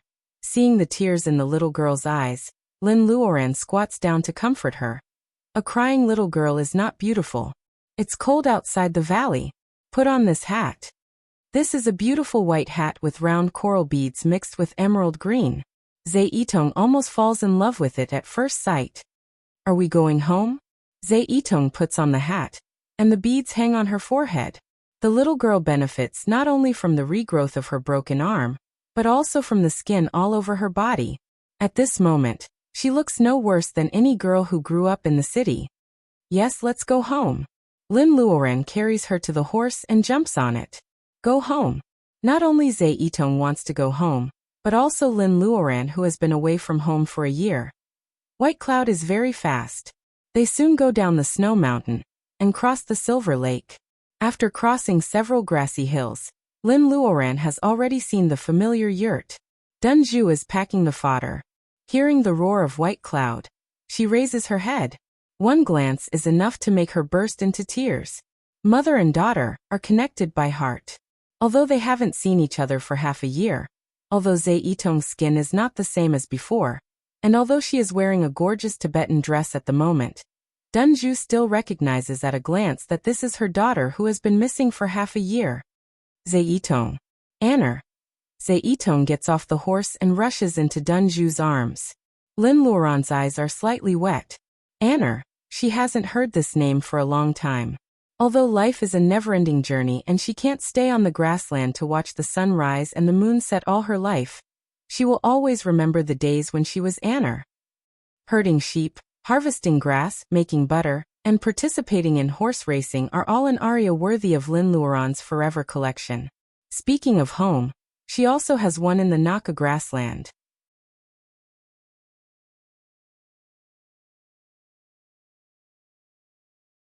Chapter 345. The wind in May still carries the last breath of spring. Rong City is bustling with people. In just 1 year, Lin Luoran seems to have experienced a completely different life because her memory is sealed. She looks at Rong City from the perspective of a cultivator in the level of bearing essence again. Well, whether she is in the level of laying foundation or bearing essence, Rong City is a very important landmark for her life. After failing to persuade Zhe Yitong's family to come to Rong City, Lin Luoran is anxious enough to fly back on her sword. Lin's house is quiet. Lin Luoran opens the door suspiciously. There is no one at home. Lin Luoran's surprise is in vain. She touches her nose helplessly.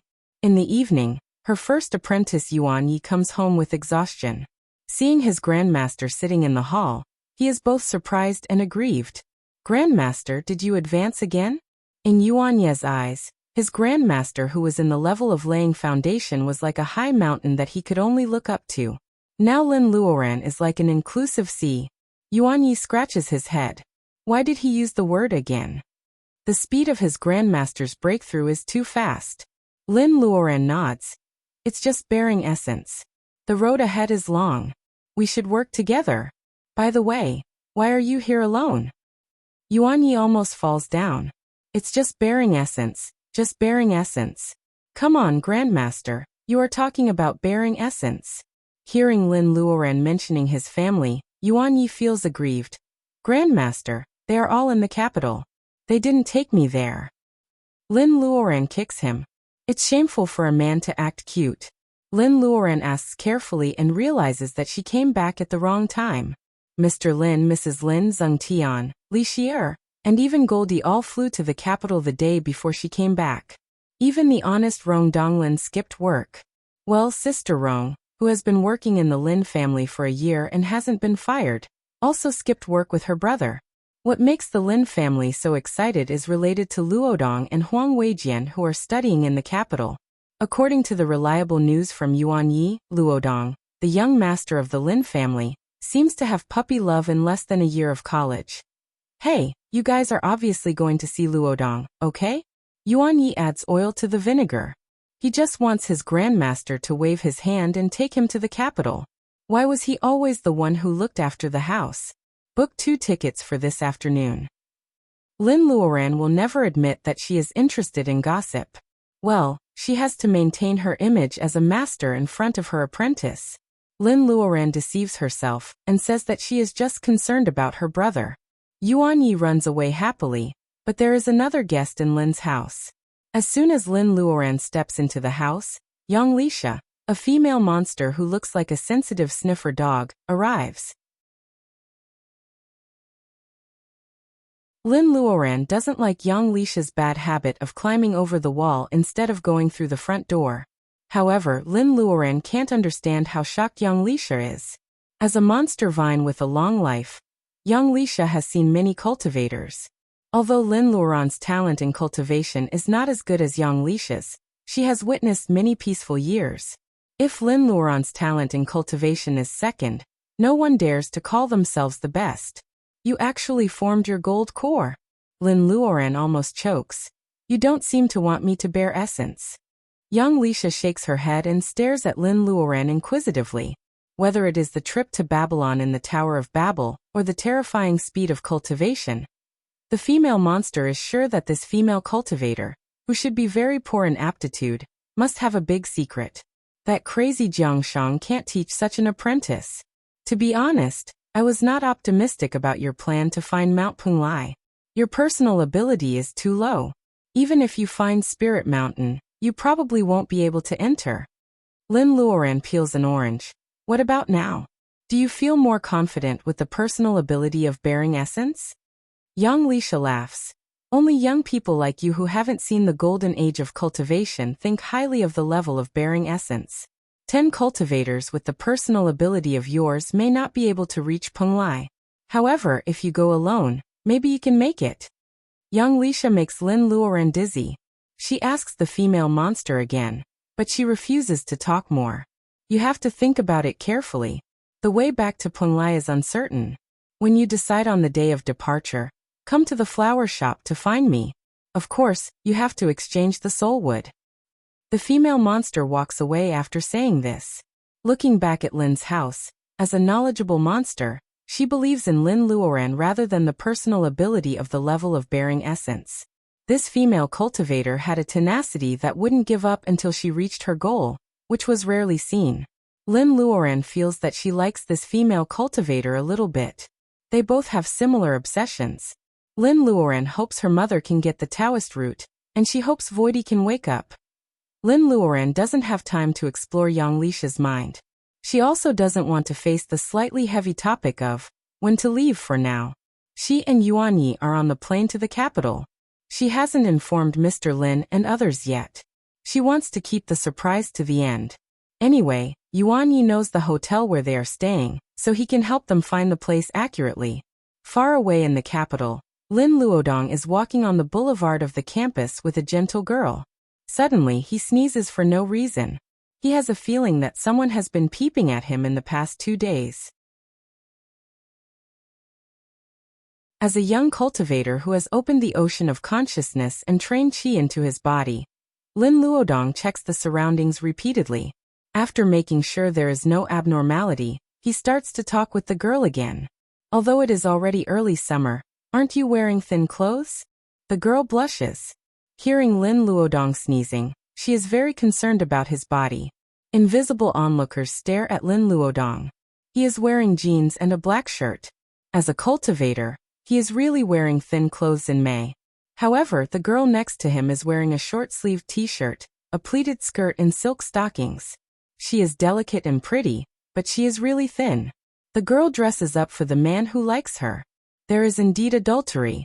Lin Luodong is as gentle as jade, and the cute girl is really like a pure love in a movie.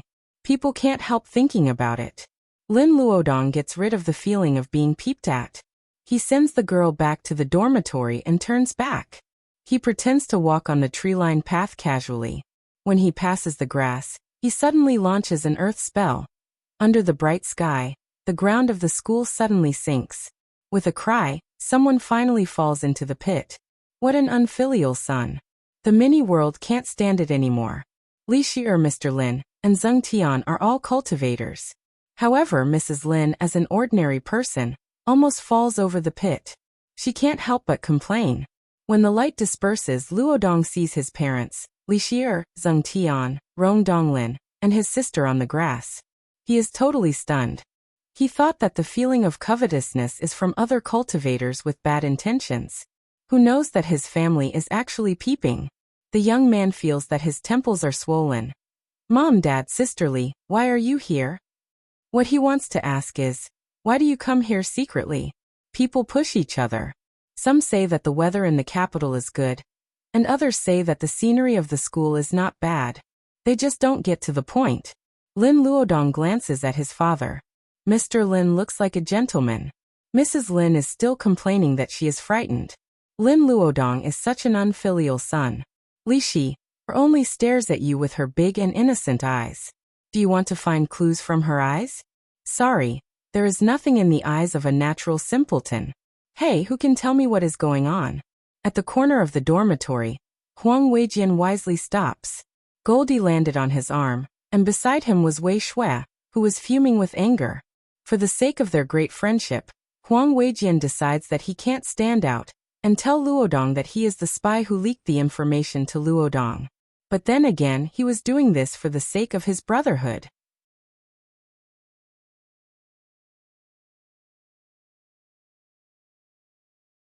Chapter 346. It seems to be an unwritten rule to take visiting family and friends around the campus in a century-old university in the state of Wuxia. However, Lin Luodong's family and friends are too big. Mr. and Mrs. Lin, Zheng Tian, and Li Shi are all cultivators. Not to mention their appearance, their temperament shows that they are not ordinary people. Such a group of people is particularly eye-catching on campus. When Huang Weijian and Wei Shui receive the news and come to meet them, the group is even more dazzling. Lin Luodong is cheerful and gentle, while Huang Weijian is introverted and low-key. As cultivators, no matter how low-key they can't hide their uniqueness among students. Wei Shui is also a pretty girl. The three of them are the famous Iron Triangle of the university. Each of them has their own supporters. On the tree-lined path, Li Shi smiles. A boy of the university almost bumps into a telephone pole. Lin Luodong realizes that these scourges can't stay on campus anymore. They decide to move. Where to? Lin Luoran's family knows many people in the capital. The Gua family lives in the base. Everyone has to check their ancestors to get in and out of the base. Well, it's a bit exaggerated. But what fun can they have in the base? Master Mu is at a critical moment of his closed-door training. It seems that they have to go to the Qin's villa.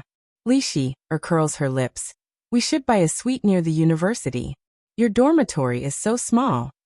Her nouveau riche makes Wei Shui uncomfortable. The cheapest suite near the university costs more than 40,000 yuan per square meter. Any one of them costs millions. Wei Shui has just learned that the Lin family is a family of cultivators. She used to visit the Lin family when she was a child. She doesn't think that the Lin family is as arrogant as the legendary cultivators. Therefore, after struggling for a while, she can treat it as normal. However, in the secular world, money and power are more important. She doesn't know that the Lin family is the real boss of the huge Lin's pharmaceutical factory. Li Shi doesn't mean to show off her wealth. Since they are traveling to the capital, Zheng Tian has arranged several cars for them. They go out of the school and drive their own cars. Zheng Tian drives, Luodong sits in the passenger seat, and Wei Shui and Huang Weijian sit in the back seat. Huang Weijian suddenly asked, Shall I call him Little Fatty? The chubby boy is Ma Ming. He couldn't get into the University of Wuxia. In his last year, with the help of Luodong and Huang Weijian, he excelled in the college entrance examination and was admitted to a second-tier college in the capital. His father held a banquet for 3 days and rewarded him with a sports car and a house in Zhongguancun. Wuxia is close to the University of Wuxia, so the four of them are not estranged. Huang Weijian suddenly asks because Ma Ming doesn't know they are cultivators. Luodong thinks for a while and nods. Wei Shui keeps an eye on Luodong. She immediately calls Ma Ming and arranges a meeting place. Zheng Tian sighs as he drives. How old were the two teenagers when he first met them? Now, in the blink of an eye, she had reached the age of going to college and dating. Do we really not need to get you a suite on campus? When it comes to houses, no one in the Lin family has a better say than Zheng Tian. Zheng's company has many projects in the capital. Lin Luoran set up Lin's pharmaceutical factory to make money, but that's not the whole reason. Lin's pharmaceutical factory doesn't enter the real estate business in the capital. It just has a circle around Dongting Lake. Lin Luodong is a veritable rich kid, but he and Huang Weijian are only a little better than the children of ordinary working families. Hearing Zheng Tian's proposal, Luodong is a bit tempted. Although the life in the dormitory is lively, it is actually inconvenient for cultivation. His cultivation is not as good as Huang Weijian's. He can't even cast a camouflage like Mini World, so it is very difficult for him to cultivate in the dormitory. It has been more than a year. Luodong has a single Taoist root and has lived in the Lin family for many years, but he has only reached the early stage of training qi. Compared with his sister, Lin Luoran's terrifying cultivation speed, Luodong is nothing. Just to be clear, I don't have enough money. Thinking about his pocket money, Luodong doesn't think he can buy a good house near the University of China. Of course, the price in the real estate industry is too high. If Zheng Tian gives him a big discount, he can still afford it. Zheng Tian is holding the steering wheel and is amused. You got into the number 4 high school as a gift. My brother and I haven't honored it yet. Plus the gift from the University of China. This house was originally intended for you. Look at you, you miser. Luodong doesn't care and nods like an old man. That's good. That's good. It would be better if you could give us 2 houses. It is not convenient for Wei Shui to live with us. Before he finishes, Wei Shui suddenly loses her temper and sneers. You don't have to worry about it. We ordinary citizens are used to living in the dormitory. Luodong scratches his head and winks at Huang Weijian. Is it because Wei Shui's good friend is here to see her? Why is she so angry? Zheng Tian and Huang Weijian are both speechless. Luodong is so similar to his sister Lin Luoran. Luodong is so slow that he doesn't even know it hurts the girl's sensitive self-esteem. The sand is blown on the car window. Time is golden. This is the capital in May of 2018. Whether it is the quarrel of children, or Ma Ming's flashy trot suddenly cuts into the traffic flow, and Zheng Tian's car honks fiercely at Ma Ming's car. At this time is as beautiful as a dream and people are reluctant to wake up. They still don't know that Lin Luoran has borne the essence, but it doesn't matter. No matter where Lin Luoran is in the world, because of her, her family can always be under her protection and enjoy the last pure land in the mortal world. Mom, big bird, 3-year-old Qin Yan points at Goldie in the garden. His eyes are wide open. He looks very much like Lu Sanchun, but his lines are much softer. He turns from an iron-blooded soldier into a cute little boy. Except with Lin Luoran, Goldie disdains to take the 4-wheeled car. It is very fast and arrives at the Qin's villa earlier than anyone else. Mrs. Lu has a headache because of her son. She follows her son's eyes and sees a golden hawk on the fence of the garden. It is combing its golden feathers and looking at the intersection from time to time. It seems to be waiting for someone. Commander Qin sees Goldie upstairs. He laughs and goes downstairs. Granddaughter-in-law, we have a guest. Mrs. Lu holds Qin Yan in her arms. Guest? Is it the golden hawk? In response to her idea, several cars appear at the intersection. The windows are rolled down. Zheng Tian, who she is very familiar with, is in the front. As the second apprentice of the Lin family, Zheng Tian often helped his school brother Yuan Yi when Mrs. Lu was pregnant.